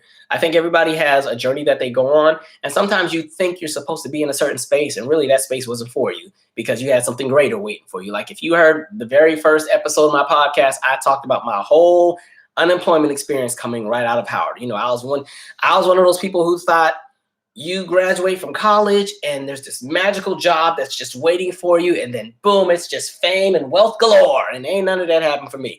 And so I definitely talk about just that whole experience, and it was to the point where like I couldn't even get a job at Applebee's just to wash the dishes. Like I couldn't even wash dishes. I'm like, I can't wash the dishes. And like, or even like, I remember I went to Joanne Fabrics because that was like in my hometown, like back in Washington State. And the recession had hit so bad, especially like in Spanaway, a lot of, dang, all these sirens, what's going on outside? I don't know if y'all can hear all that. But anyway, a lot of older people lost their jobs. And so they were now going and working at Starbucks and Kmart and all the other places that, normally teenagers or people fresh out of college in between, trying to find a career work. And I remember I went to Joanne Fabrics. Even the old ladies wouldn't tell it. They told me I couldn't cut the little cloth. I'm like, I can't. I took home ec in like middle school, like, man, so I remember them days. But no, there's something greater down the line, so don't even stress about it. You know what I mean? Plus, I feel like the world has changed so much in the last 2 years anyway, so there's something greater out there. Coffee with a K. Are you ready for the Toni Braxton Lieber album next week? See, I already had the album. Like, I still got the CD. But no, I can't wait to stream it because I can finally crank it at work, because, man, like I said, I think that's one of Toni's best albums. That album is a gem, especially Take This Rain. That song hits, y'all. That song hits. What else did I write down on here? I got a few more things to talk about. Somebody asked me about the Morgan Wallen. I don't care, but that's the country singer that said some racist stuff and used the N-word, and then he had pledged to donate $500,000 to black organizations, and they're saying he hasn't given anybody most of the money, or he hasn't given out the money yet. I was like, yeah, that's probably what's going to happen anyway. Like I said, with these same corporations that all had all these pledges for social justice, you're going to see the money start disappearing because it's never going to go out. A lot of that is just to save face. Somebody was asking me about DMX not included in the Emmy tribute. I did not see the Emmys. I think I was editing I swear they're shooting outside. That's why I see so many sirens. My God, city life. But, I didn't watch the Emmys, but they seem to make that I don't even want to call it a mistake, but they seem to skip over things all the time. And DMX definitely had a viable acting career, so that was a little messed up. Somebody asked me a conversation about Drake and Michael Jackson, because that was trending as well, where they were saying, with Drake's latest release, 9 of the songs were in the top 10 on the Billboard Hot 100 last week, and people were saying, oh, is he the new Michael Jackson? Like I said a million times, Drake is Drake. Drake is the new Drake, okay? I really think there has to be a measurement and threshold conversation in regards to a lot of the stats that are out, because something like Michael Jackson and people from his era are from the physical era of music, when people still had to purchase and physically buy albums. And at the point in time when they were coming out with these albums, album tracks were not eligible to chart unless they had a single release. And we talked about that in the Janet So What Happened episode, where up until the summer of 1998, a song that you put out could not chart on the Billboard Hot 100 unless you had a physical single in the stores, meaning the little CD that had the radio edit, the extended version, maybe a remix, an instrumental, an acapella, and maybe a B-side. Those right there, you needed that to be in the stores plus radio play in order to be eligible to chart. And so today, because that's no longer a thing, and maybe a few years ago, they made it where album tracks could now hit the charts based on what was happening with streaming. Now we're in a space where every time an artist comes out with an album, a lot of their songs hit the Billboard Hot 100. There's nothing wrong with it. It's cool. You adjust with the times. But I think it's unfair to constantly measure accolades in 2021 versus accolades in 1985, 1986, 1990, 2000, mainly because what's happening is now a lot of these records that have been held for 20 and 30 years are being broken in 1 or 2 months, because again, the rules have changed. The threshold is different. And also notice that all of them songs that were in the top 10 are not in the top 10 this week. They all fell off except for like 2 songs, the I'm Too Sexy, which is actually the main single, and like one other song. All those other songs that were sitting in the top 10, none of them are there. And so again, it goes around the conversation of sustainability and viable hits. So really, I think it's stupid to say that if you buy an album and everybody played one of the songs on the album that's not a track, it should go on the charts, mainly because artists before the streaming era did not have that luxury. Imagine what the numbers would look like if you could go back to, I don't know, you go back to 1995 and you look at Boyz II Men's 2 album, and imagine what it would look like if you could somehow measure how many times somebody played a certain song on a CD. Imagine if that could be recorded and put into the data. Okay, the numbers would be through the roof. And so again, the threshold has changed so many times. So again, I don't like the idea of constantly trying to measure different artists from different eras with the same standard. I think we did this years ago where somebody had made some posts about Cardi B and was like, oh, Cardi B has the most, some kind of record she broke with Billboard. And so it surpassed Janet Jackson. And I was like, you realize Cardi B had been out for 18 months. I was like, no disrespect, but this is a conversation of mouse clicks because we're talking streaming versus physical album sales. So no, that's not how this works. Oh, I think it was album certifications maybe or something like that. And so the rules have just changed so many times. And so this is not to take away from Drake. Good for him. Drake, to me, I think is probably one of the biggest entertainers in the world. In my opinion, I think the year of Drake was 2018. But, I think we have to get out of the habit of always trying to make somebody the next something. This is why I think in this era, everything sucks, because everybody's always trying to recreate something that was already there. When Michael Jackson was Michael Jackson, they weren't saying, Michael Jackson is the new James Brown. No, because James Brown was still out. He was still legendary. So James Brown was James Brown. They saw Michael as a child of James Brown. You know what I mean? And I say that same thing when they make the Beyonce and Michael Jackson comparisons. Beyonce is the Beyonce of this time. She's not the Michael Jackson of this era, because there's not a Michael Jackson of this era, because Michael Jackson still has impact in this era. Michael Jackson every single year still has some of the highest album sales. Like every time you talk about best-selling artists, every year he's still on the list, even though he's been dead since 2009. So again, Beyonce is the Beyonce of her era. Drake is the Drake of his. Like every artist is the them of the them. You know what I mean? I think we got to get out of the habit of trying to replace everything and everybody, because then you get into the space where everybody's trying to emulate something that was already done. And then you measure your success based on somebody else's. If I was ever blessed enough to have a real music career and I actually took it serious and, went and tried to get a record deal or something, I would not want to be seen as the next anybody. I want to just be seen as me. Yes, I love Prince and I love a lot of different artists and they inspire my sound, but I'm not trying to be them. They're just the people that I grew up listening to. And so my sound is influenced by what they put out, but I'm not trying to be them. And so I think we have to get in the habit of doing that, because when you constantly try to everybody's legacy, it's like a redundant approach where you never see the music progress and grow. And I think that's why music is so stagnant right now, because it's just the standards are so low. Everybody gets a certificate for doing literally any and every. You burp in the mic and it's some kind of record that gets broken. So that's that. It's not to hate on Drake, but no, he's not the Michael Jackson or the new Michael. They just said the new Michael Jackson, not even the Michael Jackson of this era. No, he's not. I like all these artists. Like there's not really any artist I can think of that I don't like. Honestly, I will give any artist a chance, but I don't like when we constantly try to erase somebody else in favor of somebody new, especially if you weren't around. Like, please, again, Michael Jackson has so many records and stuff that were just broken. It makes no sense. Or even like with the Thriller album, the fact that the Thriller album came out in 82, it didn't go to #1 until 83. Think, how often do you see an album come out and not go to #1 until like 4 or 5 or 6 months after it's come out? That doesn't happen very often. Today, the industry's in a space where that first week is pretty much going to be the highest that you peak. So if you don't debut at #1, you're probably not going to be #1 unless nobody important came out the next week. Times are just different. And it is what it is. You grow with the times. Let's see. Let me scroll back up. This has been a good little live session, y'all. This totally shifted my attention from the funeral. Penny Stewart said, the way Mother Nature reset itself during the quarantine was crazy. Rivers cleared, pollution cleared. And as soon as we came back, here came the BS. Right. Crazy. I still wasn't going to be drinking from the sink, though. Let's see. Jade Matthews said, we all found out about the marriage on Larry Reid Live. His sister didn't even know she was married. Or her sister didn't even know she was married. Larry Reid Live. I got to check out. I don't think I know who that is. I thought that said Larry King. I was like, Larry King still got a show? Yeah, that's crazy. I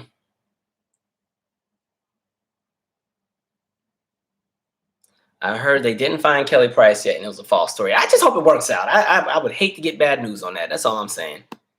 Speaking of Kelly Price, remember that Soul Train Awards where she did Secret Love remix, and she had on the in the music video she had like this pink leather like jumpsuit. She was doing like choreography, and then she did it at the Soul Train Awards, but she had like the blue little leather outfit on.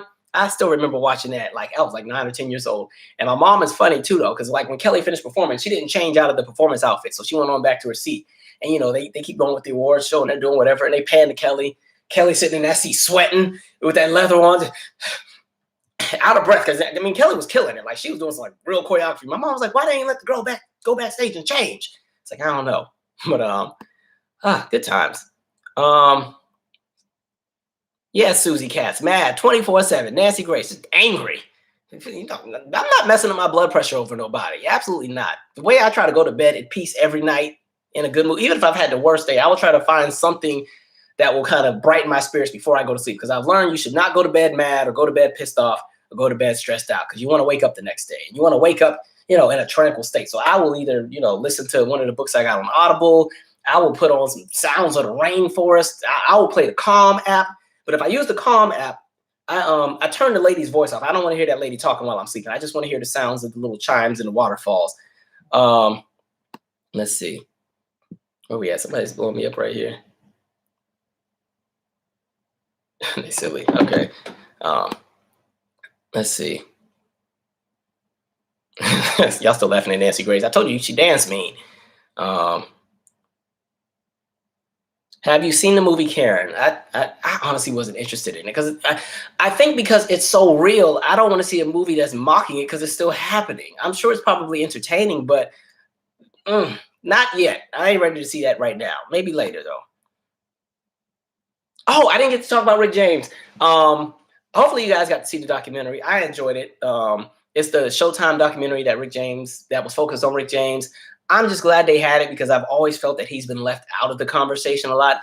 Yes, we know there were things that took place in his personal life that overshadowed the music, but I don't think he gets a lot of the credit for what he was doing in those early 80s and even the late 70s.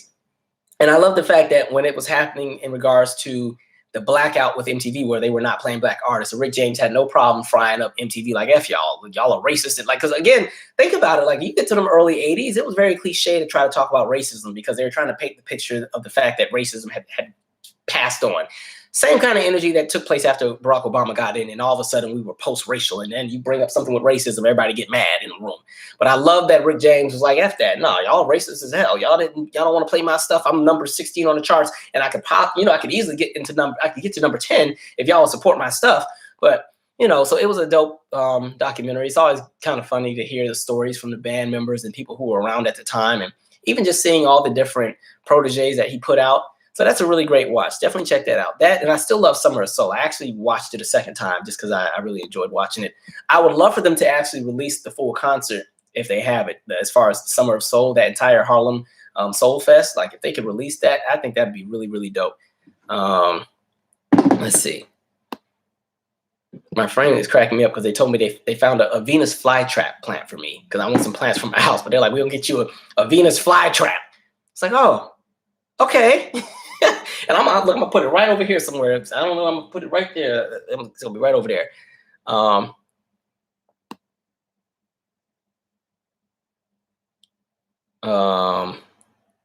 right. What's my sign? My sign is a Leo. Yes, I am a Leo. And then I got all the crazy signs mixed together, though, because my moon is Aries and my rising is Scorpio. So I got a lot going on. Jay Hill, thank you.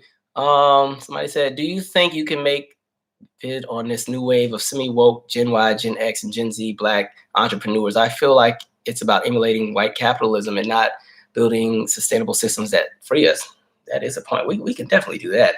Because I do think one of the things I see that's a trend, I am all for generating Black wealth, but I do think sometimes there are people who sometimes miss the memo, and really what they're trying to do is just have what white people have and then do it the same way that they do it. Like I just saw this article talking about like how a lot of Black women at majority white institutions are really giving smoke to white sororities who don't want to take Black women. And I understand the idea of wanting to join a sorority or go Greek for the conversation around networking and the opportunities that come. But if you already know the history of white sororities, why would you want to join one? I don't think we have to always fight to get into every room or sit at every table, because some of them tables ain't for us. And some of those tables do nothing to progress the collective. And again, and I understand that some of these universities just don't even have other options. Like there may not be any of the Divine Nine at some of these institutions. And so these are the only options. But I just think like, just imagine fighting to be hazed by some white girls. Ain't no way. Like there is no way. If I ever, like, I can imagine if I went to like University of Washington, you think I'm going to fight to join like a white fraternity and you think one of them is going to be hazing me? Real right. They're like, you're going to shut up and let me say the N-word to your face. Absolutely not.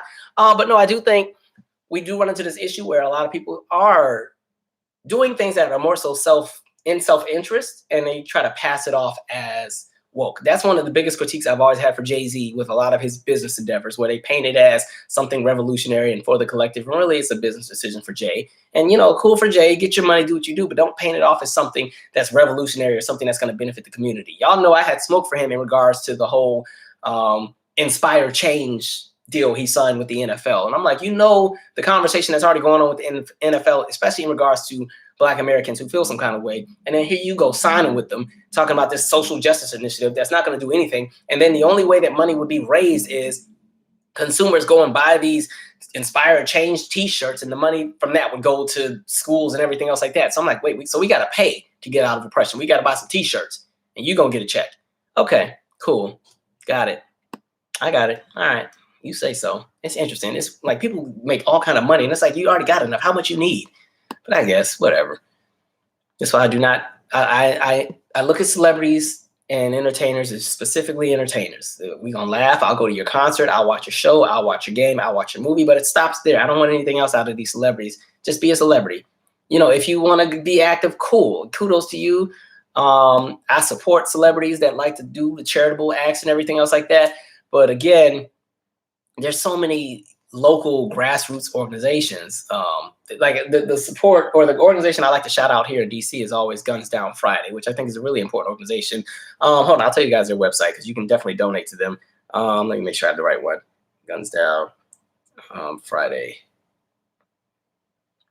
Yeah, gunsdownfriday.com. That's specifically for DMV, DC folks, or if you want to just donate outside of them. They are a really great organization that does a lot of things locally. So even, they do backpack drives. school, all kind of different things in regards. And even when there's somebody who unfortunately ends up being shot and killed to gun violence in the neighborhood, they will raise funds for the families. They do different kind of events. But like I'm saying, there's so many different local organizations that do things. And so sometimes the celebrities get all of the clout for, something that took them all of 1 week to put together, in comparison to organizations that have been doing the work for years, and they can't even get a meeting with some of these celebrities because the celebrities are so busy. Chestnut checkers. Okay. All right.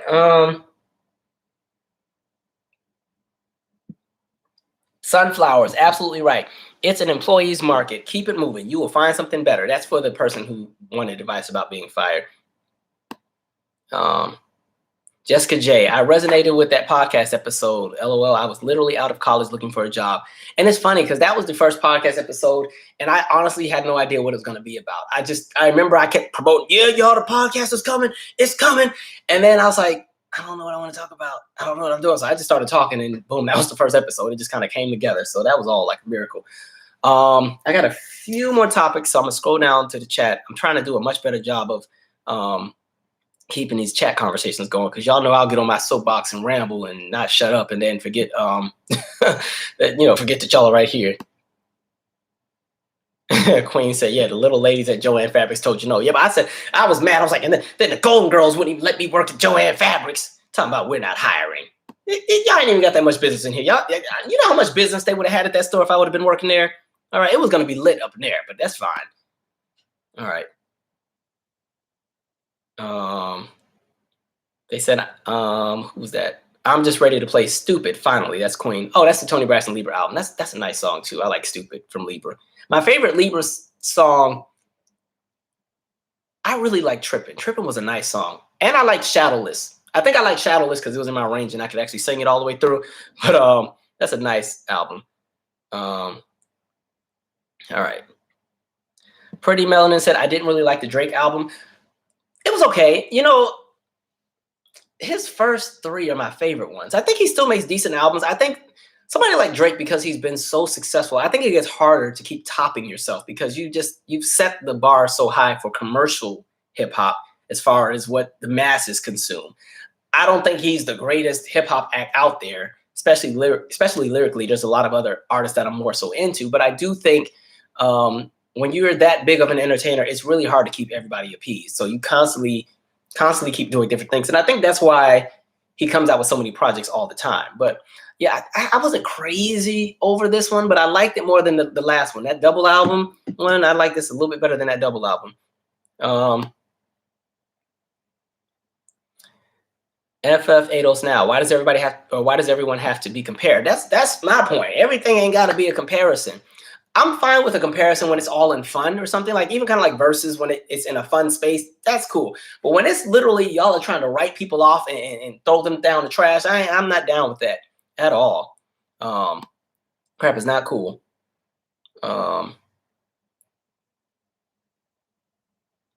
Let's see. Alan Lewis said, take this ring, finally.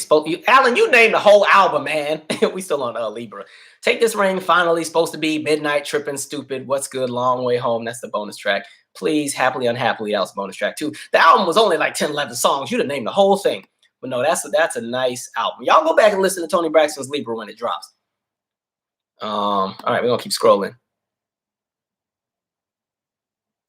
Oh, this is a good point that I want to kind of address. Momi said, it's only these 2000 babies that make these kind of comparisons to MJ. They don't have any frame of reference to know any better, and the industry operates differently now. And to add to that point, and this is not to attack Gen Z, I think what sucks for those in Gen Z is they didn't get the benefit that people like millennials like myself got, or people that were older. Like I talked about this on the Janet thing, but like a network like VH1 was a great resource channel to learn about the music that was out before your time. One of the reasons I'm so well versed into music, aside from what my parents and family would play when it was time to clean up or what we listened to in the car, is I watched a lot of VH1. Like I said in the Janet episode, BET was not a channel that we got until, as far as a full channel, until maybe like 2002 or 2003. It was a channel that was split with CSNBC because of the location we lived in. There weren't a lot of black people where I lived. And so BET didn't come on until 7 o'clock. So I can only catch the last 30 minutes of 106 & Park as a kid. And then, 106 & Park, BET Nightly News with Jackie Reed, Comic View, and then it would pretty much go off. And then when I wake up for school, it was back to CSNBC. But VH1 and MTV, I mean, all the networks, honestly, at that point in time, had so many different specials that highlighted and celebrated artists from previous eras, where it wasn't all about the now. And so, especially a network like VH1, you could be the hottest artist on the block in 2001, but VH1 was still going to be gassing up the veterans that had come from earlier years. And so something like the VH1 Divas, you know, you're going to get Tina Turner to open the show, and she's getting ready to go on the 24/7 tour. Well, after her and Elton John stop fighting, she's going to do her own tour because they ain't touring no more. You know, stuff like that. MTV having shows like Ultrasound, and there were shows like Biorhythm, and with all the three networks, shows like Driven. What else was out back? And there were so many before they were rock stars. VH1 had all these different countdown, 100 greatest dance songs, 100 greatest one-hit wonders, 100 greatest two-hit wonders, 100 greatest songs of the 70s, 100 greatest, like they had all these different things behind the music. There were all these different programs where if it was a lazy Saturday and maybe you couldn't go outside because it was raining or you got in trouble and you just sat and watched TV all day, you could just sit and watch VH1 and you would learn so much by the time it went off. And so even with the programs, there were more award shows that were out back then. You know, something like the Source Awards does not air on TV anymore. There used to be an R&B Awards that doesn't air that was in the 80s. That doesn't air anymore. You know, I think there was a Solid Gold Award show or something like that. There was all these different award shows. There was so many different specials. A lot of times when artists would go on tour, they'd have the big concert that would air on the major network or at least air on HBO. That's not really a thing as much. It still kind of happens, but those used to be events. Like the Whitney Houston Welcome Home Heroes was an event. When certain artists would premiere a music video, it didn't just premiere on BET, MTV, VH1. It would premiere on the major network. So like Michael Jackson, when he came out with Black or White, it premiered right after The Simpsons on Fox. Like a lot of these videos would have major premieres. And so times are different because I don't think there's an appreciation for the history anymore. And so you have an entire generation and a half that has pretty much been kind of spoon-fed the now. And at that same time, because the industry became a faster industry where there's more output that you have to put out more frequently, that's why a lot of the new artists constantly have a new project coming out every 9 or 10 months.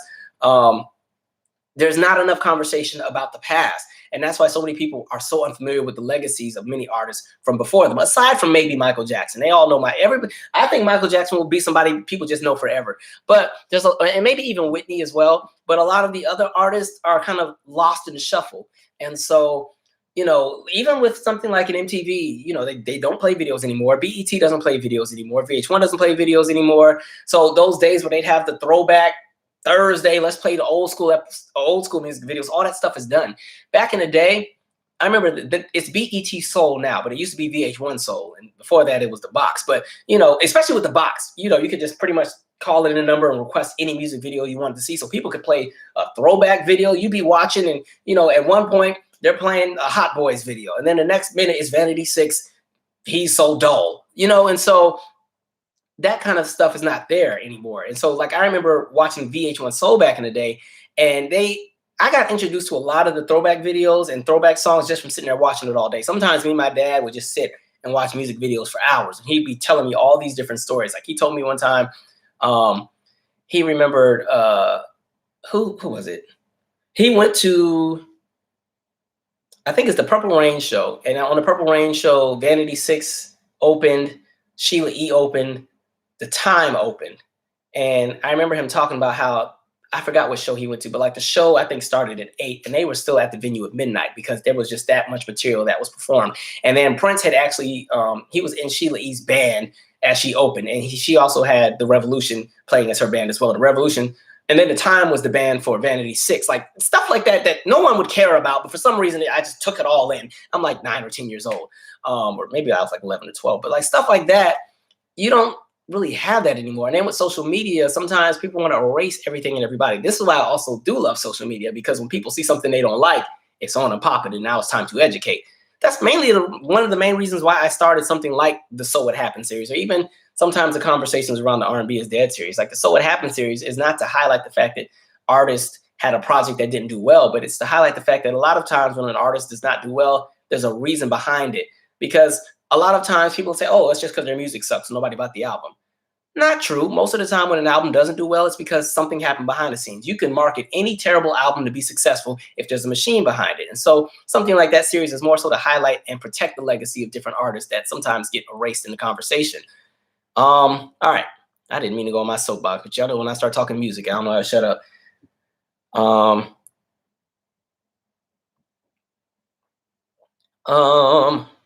I do like the Fair Trade song. What's that? Ozium New One. Yeah, I do like Fair Trade. I like that song. No Friends in Industry, 7 a.m. and Remorse, best songs on CLB. Thank you, Aisha No Curry. Alan said most of these artists nowadays are truly not going platinum. They're going digital streaming platinum. There's a difference. And I think what needs to happen is the verbiage, the narratives and the statements that are written need to specifically highlight the fact that there are 3 different windows that exist when measuring different artists and their success. You had the physical era where people bought albums. Cool. There should be when you're looking at all these different records that are broken, there should be a threshold and a note that says, hey, before this year, before 2005, all albums were purchased this way, blah, blah, blah, blah. So that needs to be highlighted. That way, the records that were broken before the start of the digital era can stay protected within the physical era, because pretty much the streaming era broke all the physical era records. But again, streaming, all you got to do is click a mouse. You just got to scroll on your phone and hit a button.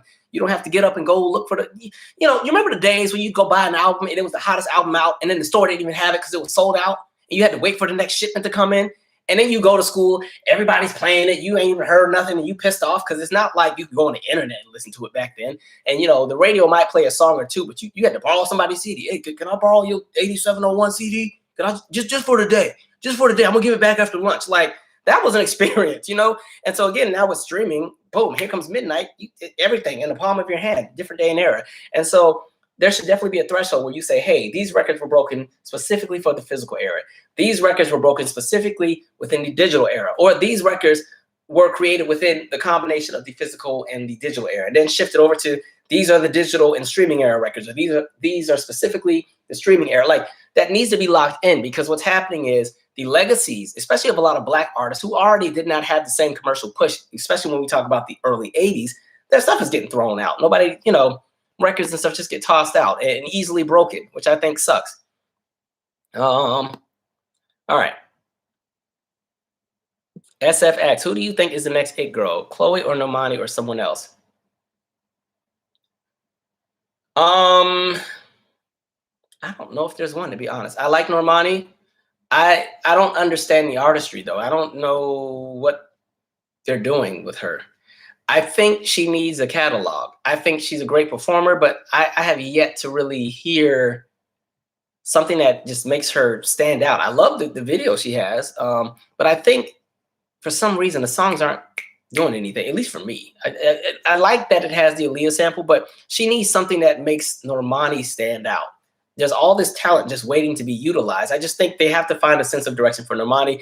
With Chloe, I like Chloe and Holly together. I like them too. Chloe's cool as a solo act, but I really enjoyed their album that they just came out with last year. What was that? The Ungodly Hour? I thought that was a really nice project. I wanted to see where they're going to go. I think they're still going to continue to do work as a duo, but with Chloe, she's extremely talented. I think she should try to find a different image, because I think she mirrors Beyonce a little too much.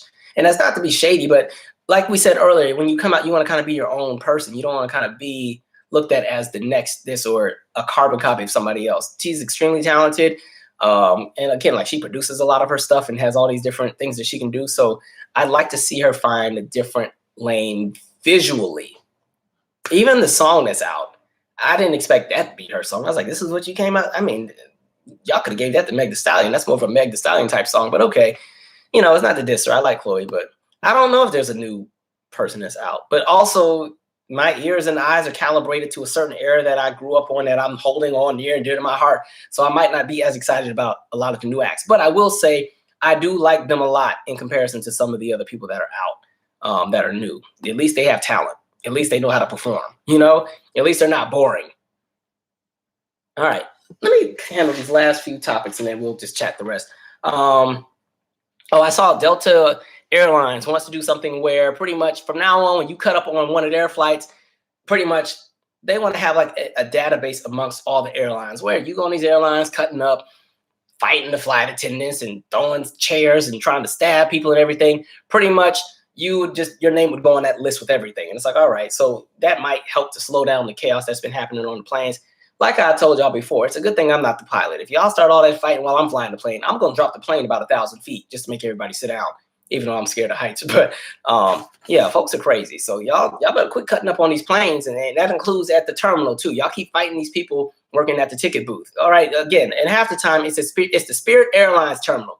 You already paid $90 for the flight. Are you really that pissed that you about to throw hands over a $90 flight because you missed it or it's delayed? Listen, you get what you paid for. You pay $90 to go. You pay $90 to go 37,000 feet in the air. You think you're going to get top-notch service. Be happy you made the flight and got out alive. Like, come on, do better. Somebody asked me about Big Brother. You know, I actually did follow. I've never really watched Big Brother. I only watched the celebrity editions in the UK when they had like Latoya Jackson on. I saw that season, and I saw the season with Tiffany Pollard from Flavor of Love. But I've never watched Big Brother in the USA. And I watched a little bit of the celebrity one with who's on one in the US? Candy and Tamar. But no, what was kind of dope. So apparently the show's been out for like 20 plus years. They've never had a black Big Brother winner. You know, normally they vote all the black people out real quick because it's like 16 or 17 people in the house. They vote somebody out every week. And so the black folks always get pushed out. This season, they had like 6 or 7 black people in the house, and they were able to successfully create a secret alliance called the Cookout. And pretty much they voted every person out of the house. And now the winner of the show will be somebody black, which I thought was kind of dope. I'm like, that was really smart. And nobody suspected it, which was really dope because they really moved in silence. They worked as a cohesive unit. There was a few little moments where I was like, okay, this person's tripping. But I thought that was really dope that they could do that. See, when people talk about a cookout, that's the kind of things I think of. In my head, a cookout is when everybody's eating, not just like physically eating, but everybody's eating like everybody's doing well. And because people are doing well, they make sure they pull up everybody else with them so they can do well. So pretty much what I mean is like, sometimes people will get on, or people will have a really great opportunity, or people are doing well for themselves, and they just keep it amongst themselves, and it's just all mine. Hell with the rest of y'all. It is what it is. And then they tear down everybody else. So you should have worked as hard as I did. I don't know what to tell you. And so I've always seen it as, when you get to a certain threshold of success, or you get to a space where you're now in a capacity to help somebody else and help them open the door, that should kind of be the next move. Like, I have a certain family member I always had smoke for because they were extremely successful, and they still will not give me, not even like, they won't even let me get in a room with some of these people that I would like to meet, because they're like, well, when I had my career, I struggled in 1970, blah, blah, blah, blah. You have to go through it too. I'm like, damn, well, it's been 10 years. All right, how much of a lesson do I need to learn? And so, you know, I think when you get into a space to be able to bring somebody on, like, that's supposed to be the thing. Like, everybody eats, you pull everybody in, you know, you bring in, and not just everybody in just because. I mean, they got to still be able to do something. They still got to be able to earn their way. Like, I feel like, you know, if you are, I don't know, say you're an aspiring rapper, right? You're a rapper, you're finally getting on. Your homeboy that shot all of your music videos for $200 or $300 back in the day on his camera and did all the editing on his little MacBook back in the day and did the promotion for you on Instagram. When you get that distribution deal, homeboy should be coming up there with you, as far as he's going to be the person that works in your visual department, something like that. You know, if you finally get that deal for some kind of, you know, restaurant to open, you're going to be the main chef. That person, that friend of yours that you used to try all your little nasty food while you were experimenting because you put too much salt in it, so you had not enough turmeric or anything else like that.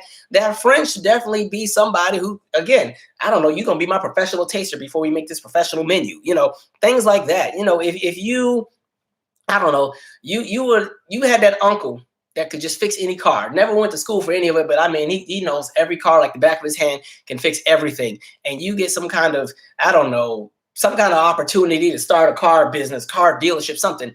That same uncle, hey, he should kind of be somebody that works in one of the departments at your dealership as far as maintenance, just something. Or even if it's that, help him get a certification to be able to work in a different capacity. So to me, when I see the cookout in my head, the cookout is, everybody done helped everybody, and now we're celebrating our success. And that's why it's closed off to everybody else, because it ain't for y'all.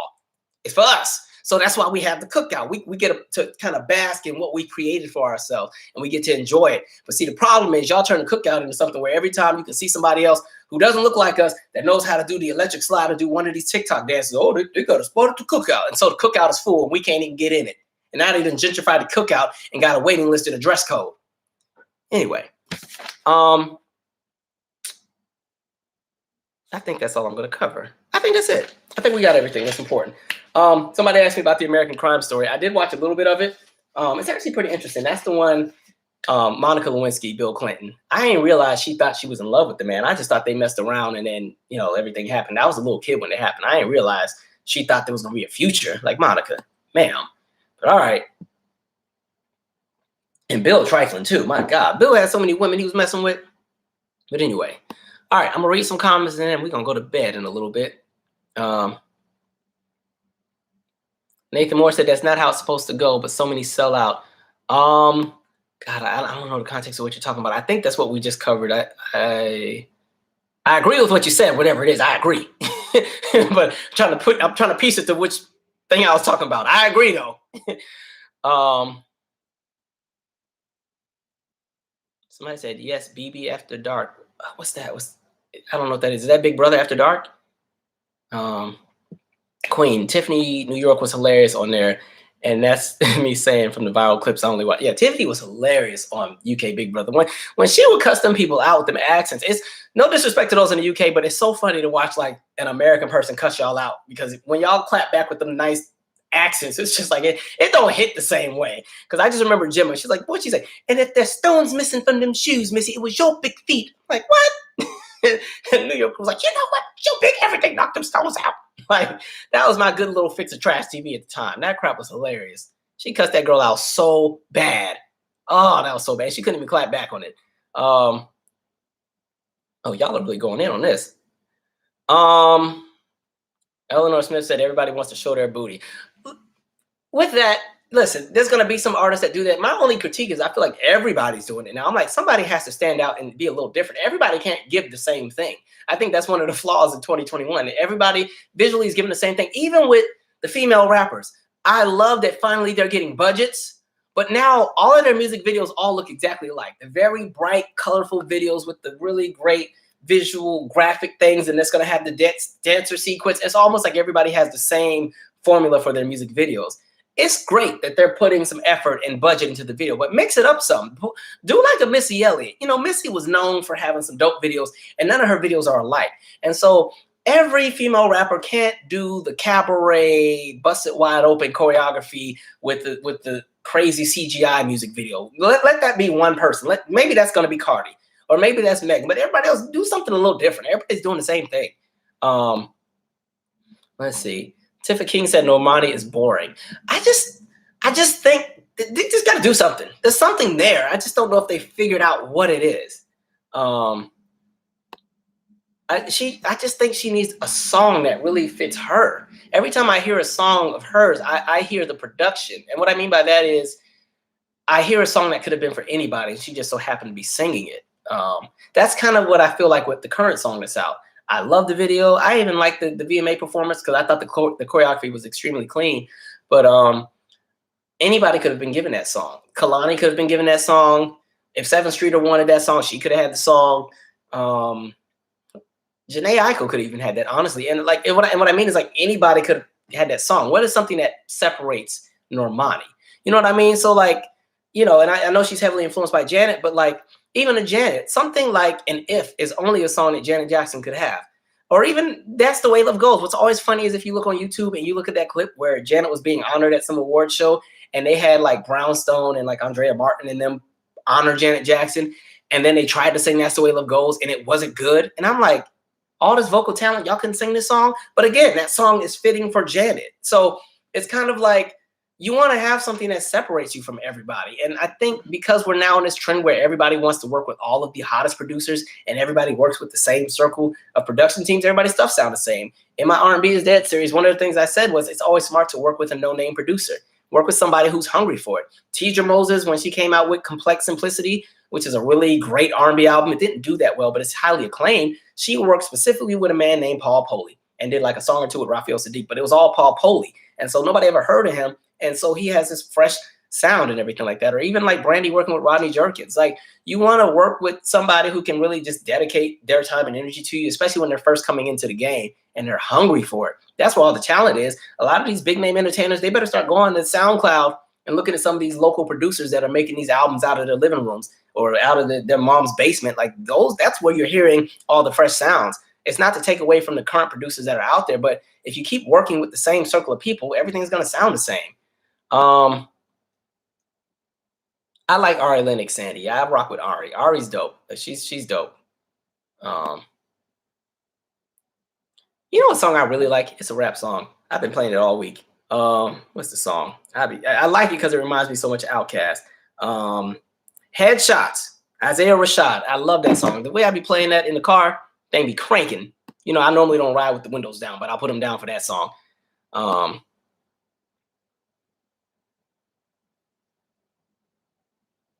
right. Dang, I'm so far up in the comments. I'm trying to get down to the bottom, but we gonna get there.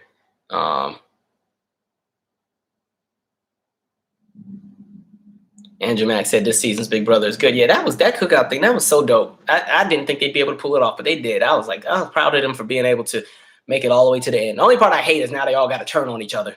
So I stopped watching because I don't want to see them fight and kill each other. But that was dope. But you know, they ain't ever gonna have that again. There will never be 6 black people on that show again. It's gonna be next season's gonna be 1 black person. It's gonna be 1. They're gonna have them voted out real quick. Maybe 2. Maybe 2 of them.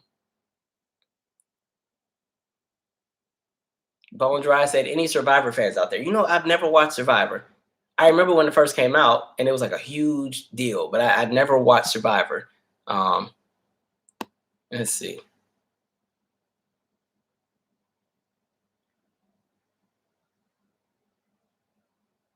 All right. Oh, Nightcrawler 886 said, I agree with polar opposites. Like, what do you have to offer discography wise after a performance like that? A single announcement should have came out the night after that night because it was a waste. I'm guessing that's about Normani or Chloe. It's about one of them two. But I agree. What is that? Agent A23 said you have women in the chat going crazy. Really, my hair looking all jacked up today. Y'all sure? I'm looking a little dusty. But thank you. All right, look, I told y'all, you know, they got Flavor of Love. I'm gonna do this don't sound right, but look, we're gonna have Flavor of Calvin. That don't sound right, but I'm just kidding. I'm just kidding. Natasha, thank you. That's what I'm saying. Family helping other family members should be the norm. It really should. And it's not saying that you enable the family members that just suck at doing everything and don't even try, but when you recognize that people are really trying their best, rather than criticize, you know, lend a hand. Like me and my brother are polar opposites. We live very different lives, but we're supportive of each other in everything that we do. We're 7 years apart, live in 2 different states. He got his life, I got mine.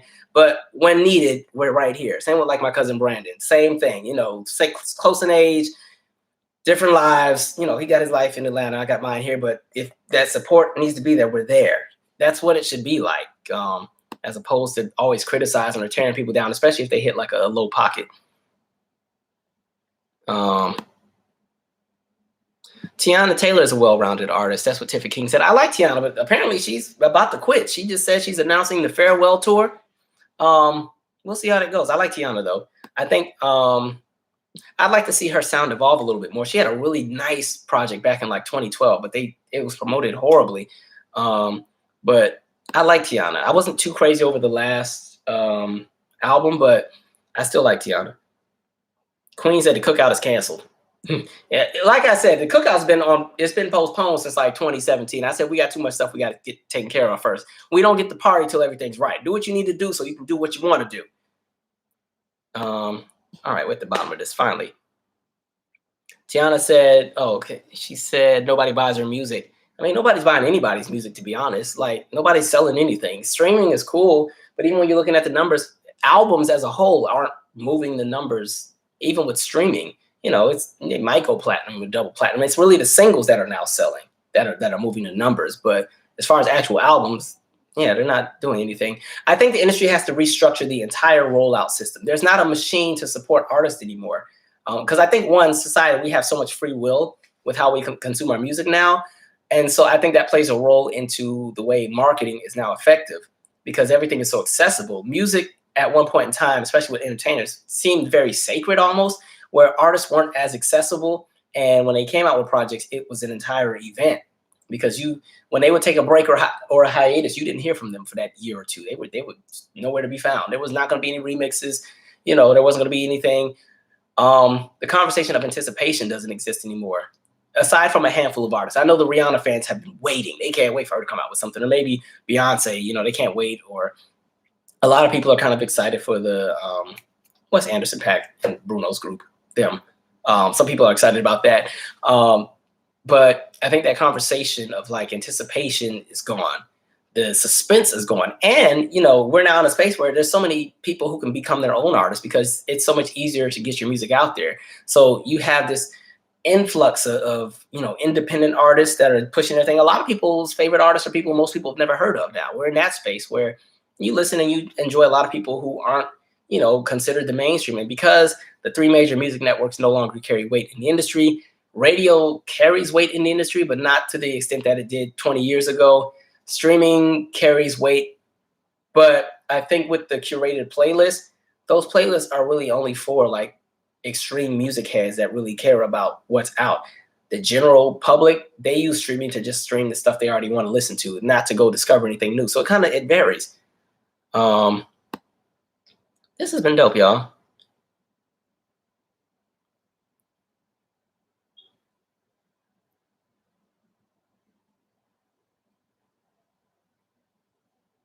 Somebody say Calvin's too nice. Everybody gonna get a clock. Like it's the show gonna have 20 seasons or 20 episodes. I think I might go see that Tiana Taylor show though. She actually is pretty dope. If you've seen her perform, she's very talented. I like her reality show. Her and her husband are pretty dope. Like I think he's on Dancing with the Stars. I saw a clip of him dancing. There are gonna be some fun parents like when their kids are teenagers. Like remember the My Wife and Kids episode where Mike and Jade went to the prom and then they took over the prom and they were out there like dancing and they were embarrassing the mess out of Claire. I can see Tiana and what's his name? Iman Sherm? I forgot his name, but the basketball player. I can see the two of them like at their kids' dance chaperone and just embarrassing them. That'd be so funny.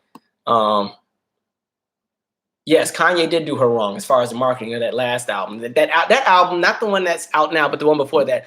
I think it was like 7 or 8 songs. The whole album was like 29 minutes. I was like, dang. And the marketing, everybody that came out at that time, even the Nas project, like the rollouts were horrible. And Kid Cudi, I was like, what are y'all doing? Because that Kid Cudi project was real nice.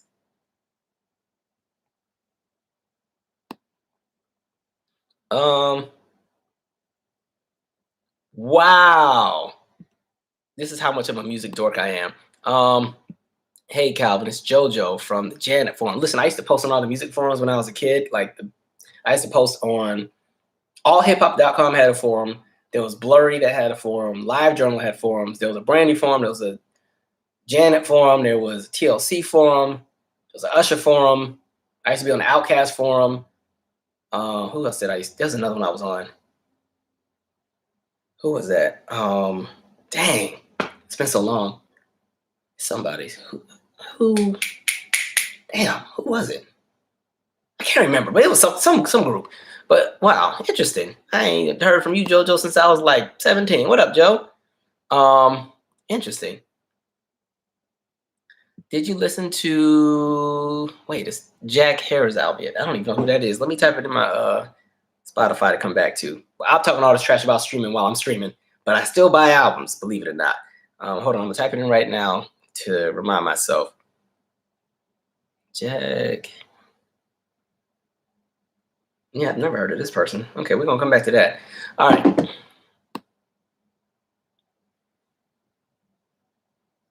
I'll tell you what album I've been playing. I think I said this last time. I've been playing a mess. For some reason, Tony's Sons of Soul album has been my favorite album for like the last 2 months. I forgot how good it is. It's the song Keep It to Myself. That's the one I play out a lot. That's such a smooth little R&B. That's a nice R&B song. Nice song. Love that album.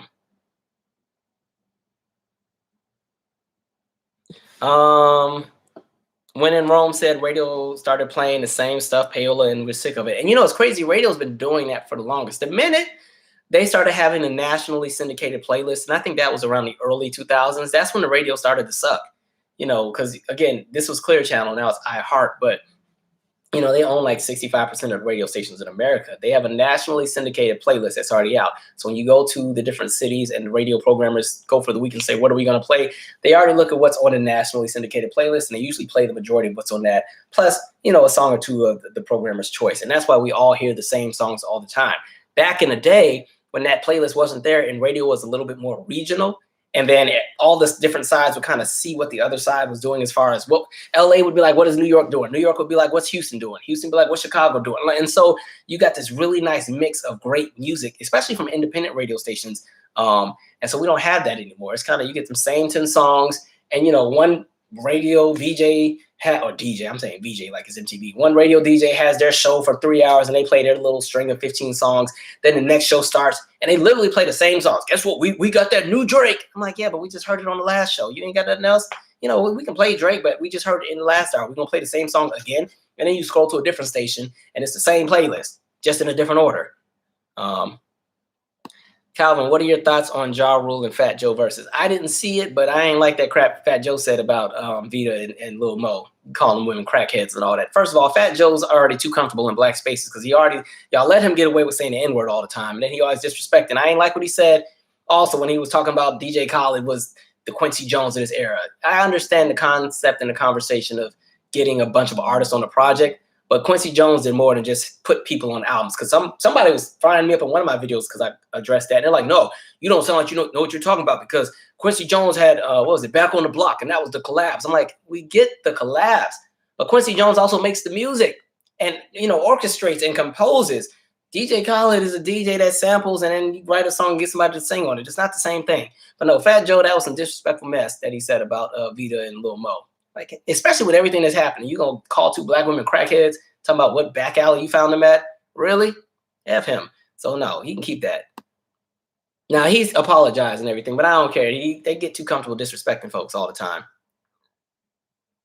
I didn't say SZA was boring. Who said that? ATL Songbird. I like SZA. I didn't say she was boring. I rock with SZA.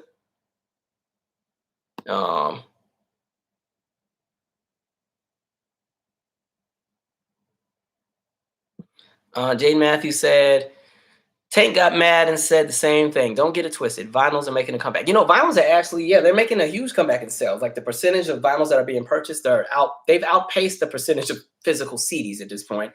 But it's more of I think this whole vintage wave that everybody's, let me show y'all what I just bought the other day. Like every time I go down to Richmond, Virginia, there's a store called, I think it's Plan 9. I love that store. Let me go show y'all. I'm such a little music junkie. Hold on. Let's see. Let's see about this. It's time for show and tell, kids. All right. Bam. I'm a vinyl junkie, so we're going to have some show and tell. First project I got, Rufus. All right. Which one is this? This is Rough Sized. So I got this for like $4. Hold on. He's not going to fall off this keyboard. Next one we got. Rufus again. Look, I was prepping for the Shaka Khan concert. Which one is this? Rufus and Shaka Khan, Master Jam. All right. This is the one with Do You Love What You Feel on it. And Any Love, if you remember that song. What else did I get? My mama gonna like this. Teddy P. All right. You know Teddy P got all the joints on here. This is the one with Close the Door. Close the door. Let me rub your back. Will you say it's sore? So look, $4. Okay, I think it's Plan 9, I think it's the store. Yeah, every time I drive down to Richmond, because I went down to Richmond to check out their Dirty South exhibit like 2 or 3 weeks ago. It was like this exhibit that correlated Southern culture in the United States with hip hop. Pretty dope. It's already come and gone though, but if you got to see it, it was really dope. Martha Reeves and the Vandellas. All right, this is the one with Dan. Well, I think this is like a greatest hits collection. Yeah, this is a Superstar series, so it has all the hits. You know, Heat Wave, Dancing in the Street, Nowhere to Run, Nowhere to Run. So now this one was $8, so I had to pay a little bit more. That's okay. I already had this in iTunes, but Triumph. Okay, this is the Jacksons. You know, walk right now. Dun, dun, dun, dun, Oh, and this has oh, Can You Feel It? Y'all know that. Can You Feel It? And Lovely One. You are my lovely one. And Heartbreak Hotel. Everybody Needs Love, Gladys Knight. This is before Gladys was like, this is before the big ballad years. This is the so you wanna be loved, but you won't let me love you. Like, that's a good one. That's like early Gladys. Isaac Hayes, In the Beginning. I always like to buy like all the vintage throwbacks. I don't know, I'm even familiar with any of the stuff on this one, but I'm definitely gonna be jamming it. Diana Ross and the Supremes and the Temptations on Broadway. I didn't even know this existed, but and I bought all this in the same day. Man, I know my bank was looking at me like, what are you doing? You spending a lot of money. Shalimar, Friends. I think this is the one we talked about in the Janet episode from last night. What song? This is the one with A Night to Remember. Even though I always thought that music video was horrible, but I love the song. I didn't understand what the music video was supposed to be. And then, Junior Walker and the All-Stars, Greatest Hits. Okay, they remember Shotgun? Pretty much Shotgun. That's like the same song that pretty much inspired the season 5 through 7 opener for the Cosby Show. So yeah, I'll be jamming those, getting on my neighbor's nerves. But yeah, vinyls are definitely, they've made a nice comeback. All right, that was my show and tell class. That was my section I wanted to share with y'all. It's time for recess. All right. Where are we at? Oh, the vinyl conversation. Okay. Yeah, I'm looking for a good used record store in DC. I haven't found one yet. Somebody told me about a good one. I haven't been there yet though. What about Prince's Welcome to America? I haven't listened to it yet. I know it came out a few weeks ago. The thing with Prince is he has so many albums, it's hard to catch. I still have yet to hear his whole catalog. I don't think anybody ever will because he just has that much. When you also look at the internet albums, the albums that you could only get through his website, and there's so much music that's out there. Like I'm constantly discovering new Prince stuff all the time. I enjoy it too though. So at some point I'll get with it. Nathan Moore said Clowns. That must be about Fat Joe, which I agree. Like that mess was troll. That was some trifling stuff. He always has some really trash opinions. Queen of Mankind said, I love Khalees too. Khalees is dope too. Khalees doesn't get a lot of the credit she should get in regards to imaging. I always appreciated that she was out of the box. I think the Wonderland album was a dope album. It was the one that did not get released in the US. I don't think she has a bad album, especially like those first 4. Kaleidoscope, Wonderland, Tasty, Khalees Was Here. Like those first 4 are really nice albums. Really nice. Oh,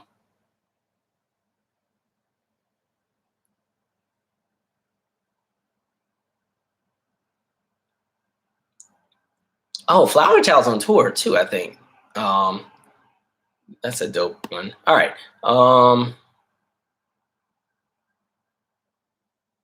He said they were more black than us actual black people. See, I ain't got time to deal with all that. Somebody tell Fat Joe I said, pipe down. Like, man.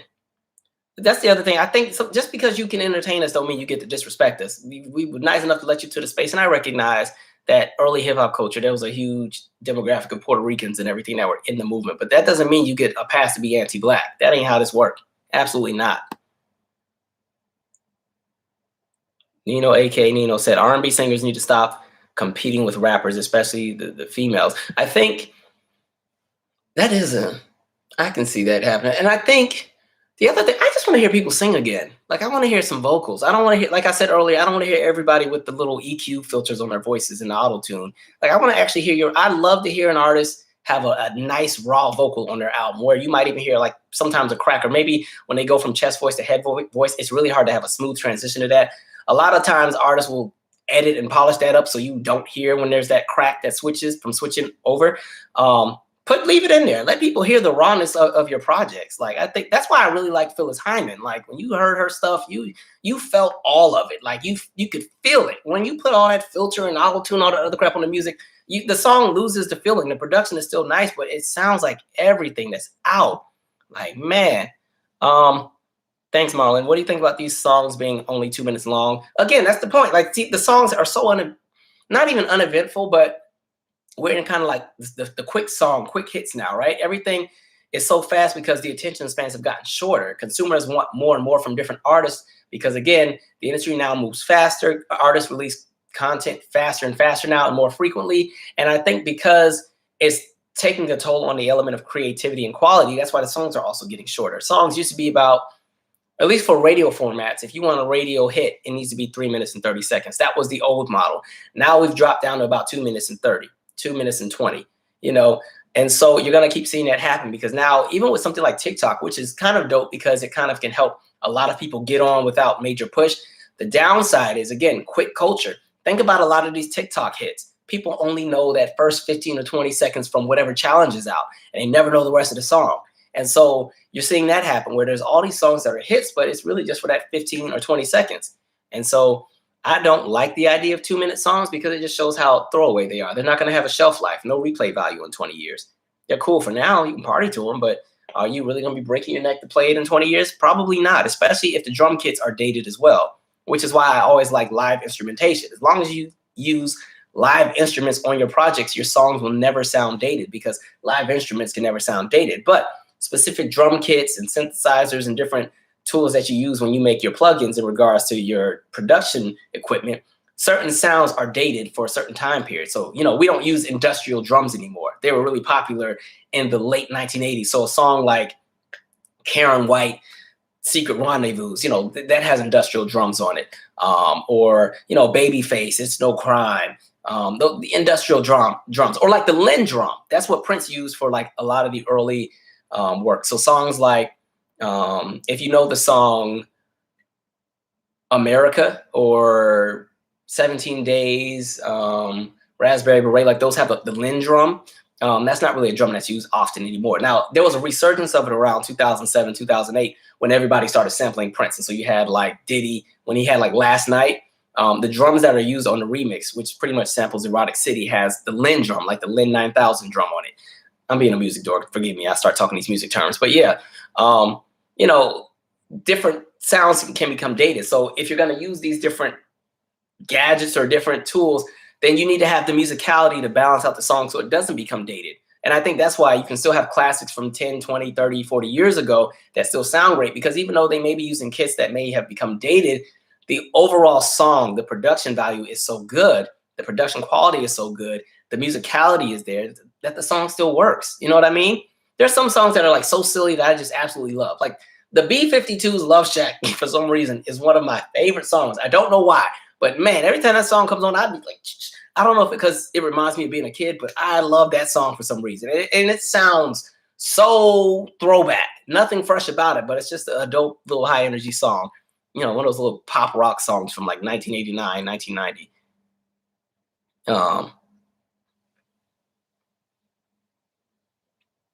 Nightcrawler said, I hate vinyls. I prefer cassette over, I prefer a cassette revival. See, the thing I don't like about cassettes, though, you had to rewind. And man, you be trying to get back to the other side. And then if you got a really bad player, the player will get the tape all messed up. And now you got to go get a pencil. And I used to hate doing all that. I got a whooping this one time. I shouldn't tell that story, but I tore up my dad's Bad album. Like my dad had Bad on cassette. And I was trying, I don't even remember what song I was trying to listen to. I was just pushing buttons. I didn't know what I was doing. I was like 5 or 6, man. And you know how the tape gets all messed up. And I don't remember what happened. I just know I tried to take the tape out of the tape player and all of the little stuff was stuck in the bottom. And so I just kept trying to pull it out. And then eventually the whole thing just ripped and I didn't know what to do. So I just took everything out the tape and like put it under the couch. And my dad found it like months later, like when they're just doing like the deep cleaning and the vacuum. He's like, what is this doing under here? It's like, dang, I don't know. All right. Oh, Remy was caping for Fat Joe on that one? All right, Remy. Well, Remy also shot somebody, so I'm just kidding. Like, I guess. Sunfire said, that's crazy. You don't look like a B-52's guy. Listen, I listen to everything. R&B is my absolute favorite, but like what I loved about being a kid that got to live all around the world is you get introduced to all kind of sounds. So I pretty much listen to pretty much everything at some point in time. R&B is my go-to, but I love pop, I love country, I love pretty much everything that's out most of the time, especially, and I love to go back and rediscover stuff that was out from before my time. SF, the store. I think the store is called Plan 9. That was in Richmond. Let me just make sure. It's right in it's in Carytown for those who live in Richmond. Yeah, it's Plan 9. Plan 9 Music Record Store. It's in Carytown. It's right across from, there's like this little paint building with a parking lot. It's right across from whatever that building is with a bunch of different restaurants and stuff in it. Yeah, sometimes I go to Richmond when I need to get out of DC because Richmond's a little bit slower. I like to be around Mother Nature. So I'll go to like Belle Isle or something.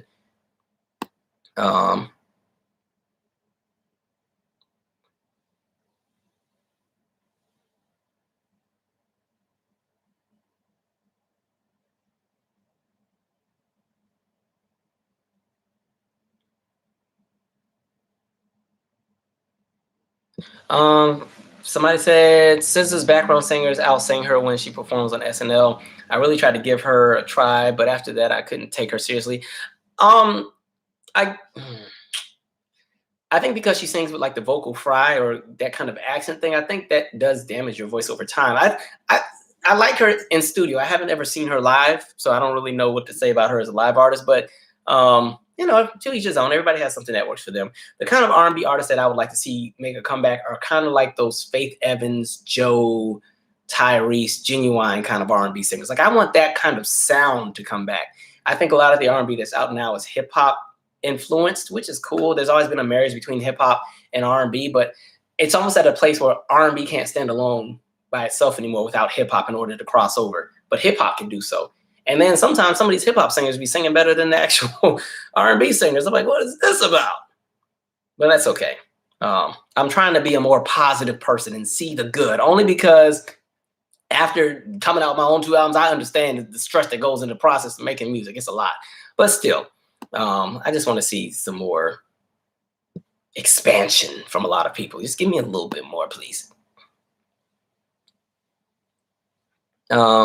Sign of the Times is my favorite Prince album. Yo, the way I be playing out the It's Gonna Be a Good Night song, I love that one.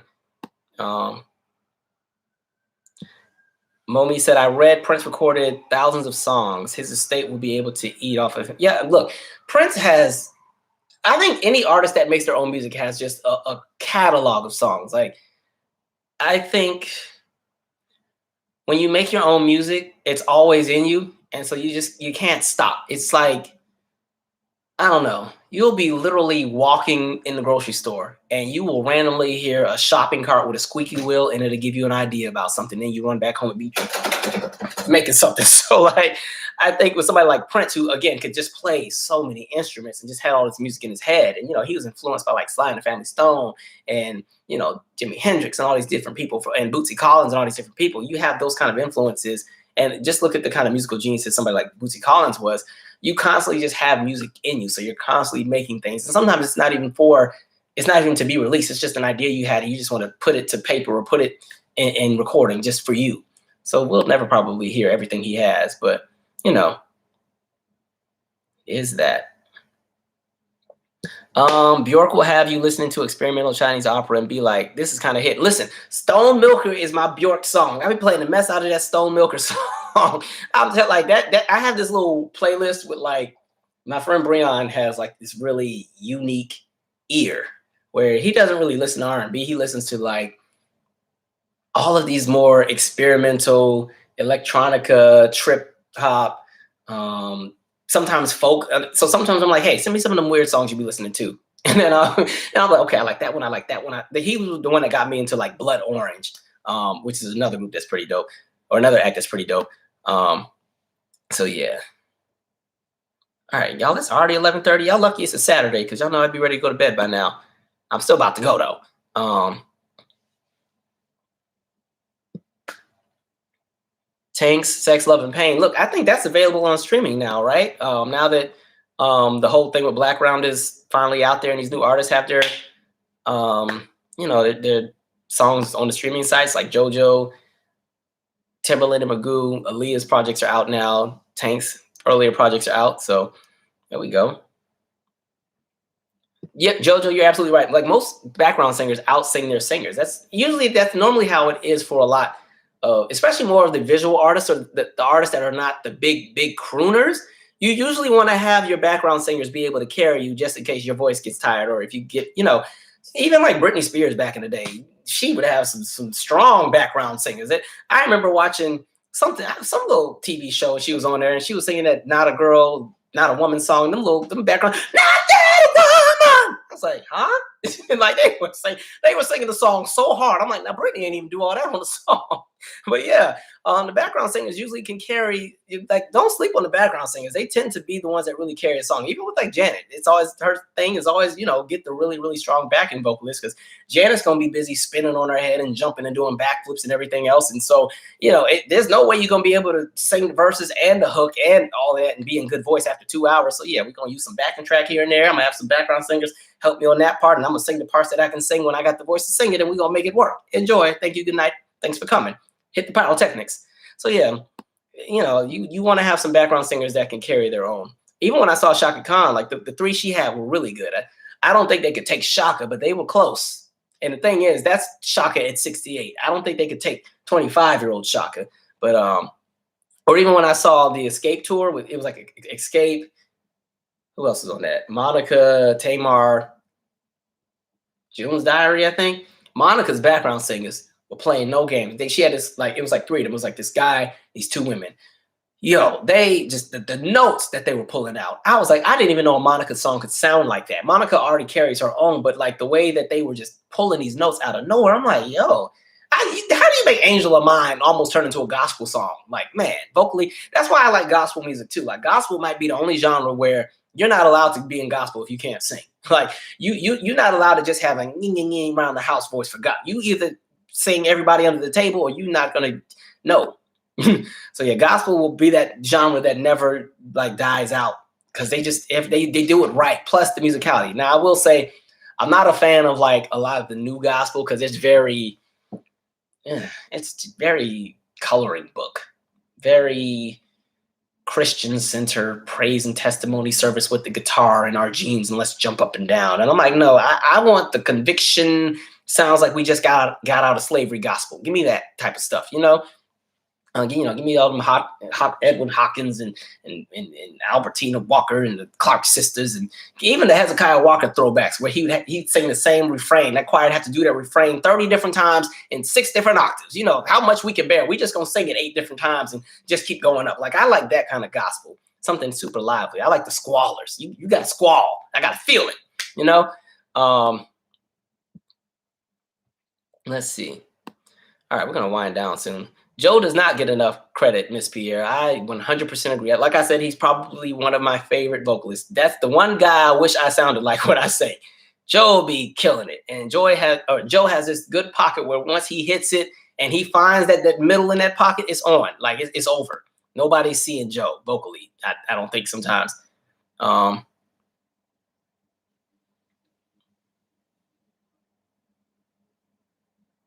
And why y'all really frying up SZA? What did the girl do? Let SZA be great. My only beef was I ain't like the singing in cursive piece, but I like SZA. Y'all are dragging this girl. Not everybody's gonna be a strong live vocalist. It's just it is what it is. With the kind of music that she has, I don't really need. Well, let me shut up. I'm not gonna, because I'm gonna sound like I'm caping. But no, yeah, just go into some artist development for about 6 months. She'll be all right. I haven't listened to the Emancipation of Mimi in a really long time, but State of the Night is my favorite song on that album. I have to play it one of these days. I like this new Giveon song that just came out. I don't know what it's called. I just saw, maybe I Shazammed it. Is this it? What is it called? No, dang, I didn't Shazam it. I don't know, but I saw it on BET Soul.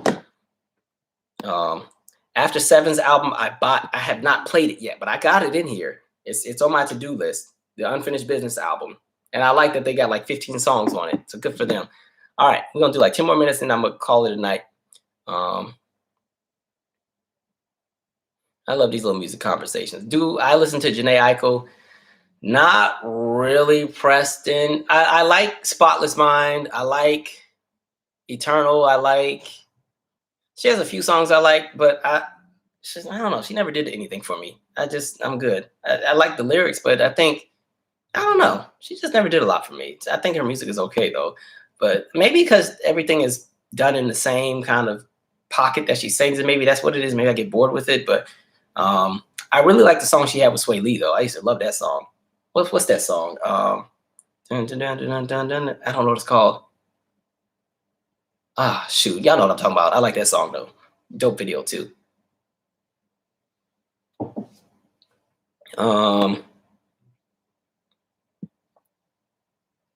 Queen said that's how B Slade is, unending music. Yeah, he always has something coming out every week. Like every time I check his stuff, he got like a new project out, and he has like his own streaming entertainment website, and so there's always a concert or something on there. Like, yeah, he seems like a person who, again, he just cannot stop making music. It's just in him to make it.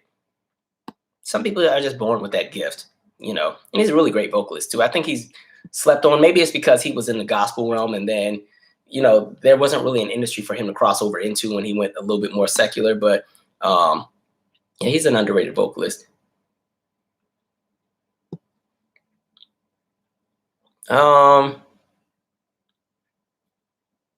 Somebody said pop bridges are so bad in this generation. The most skippable part of modern songs when I don't even hear bridges on a lot of the songs.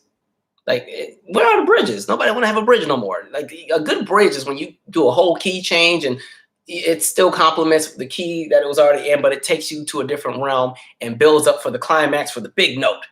And then you come down from the big note and it's back to the hook, and then you do the ad libs and you fade out. They ain't doing that no more. I don't understand why. Neptune Nip said, I just bought the Lucky Day album. I like Lucky Day. I think I have the album that has Karma on it. I think he came out with something else recently. So I definitely have to check that out. It's just another project. But yeah, Lucky Day is dope. And what I like about him is he and I are like close in age. I think he's older than me. But for him to come out in his 30s, I was like, good for you. Because I remember he was on American Idol like 10 years ago. So it's dope that he stuck it out and kept pushing it. And look how it worked out for him. So good for him.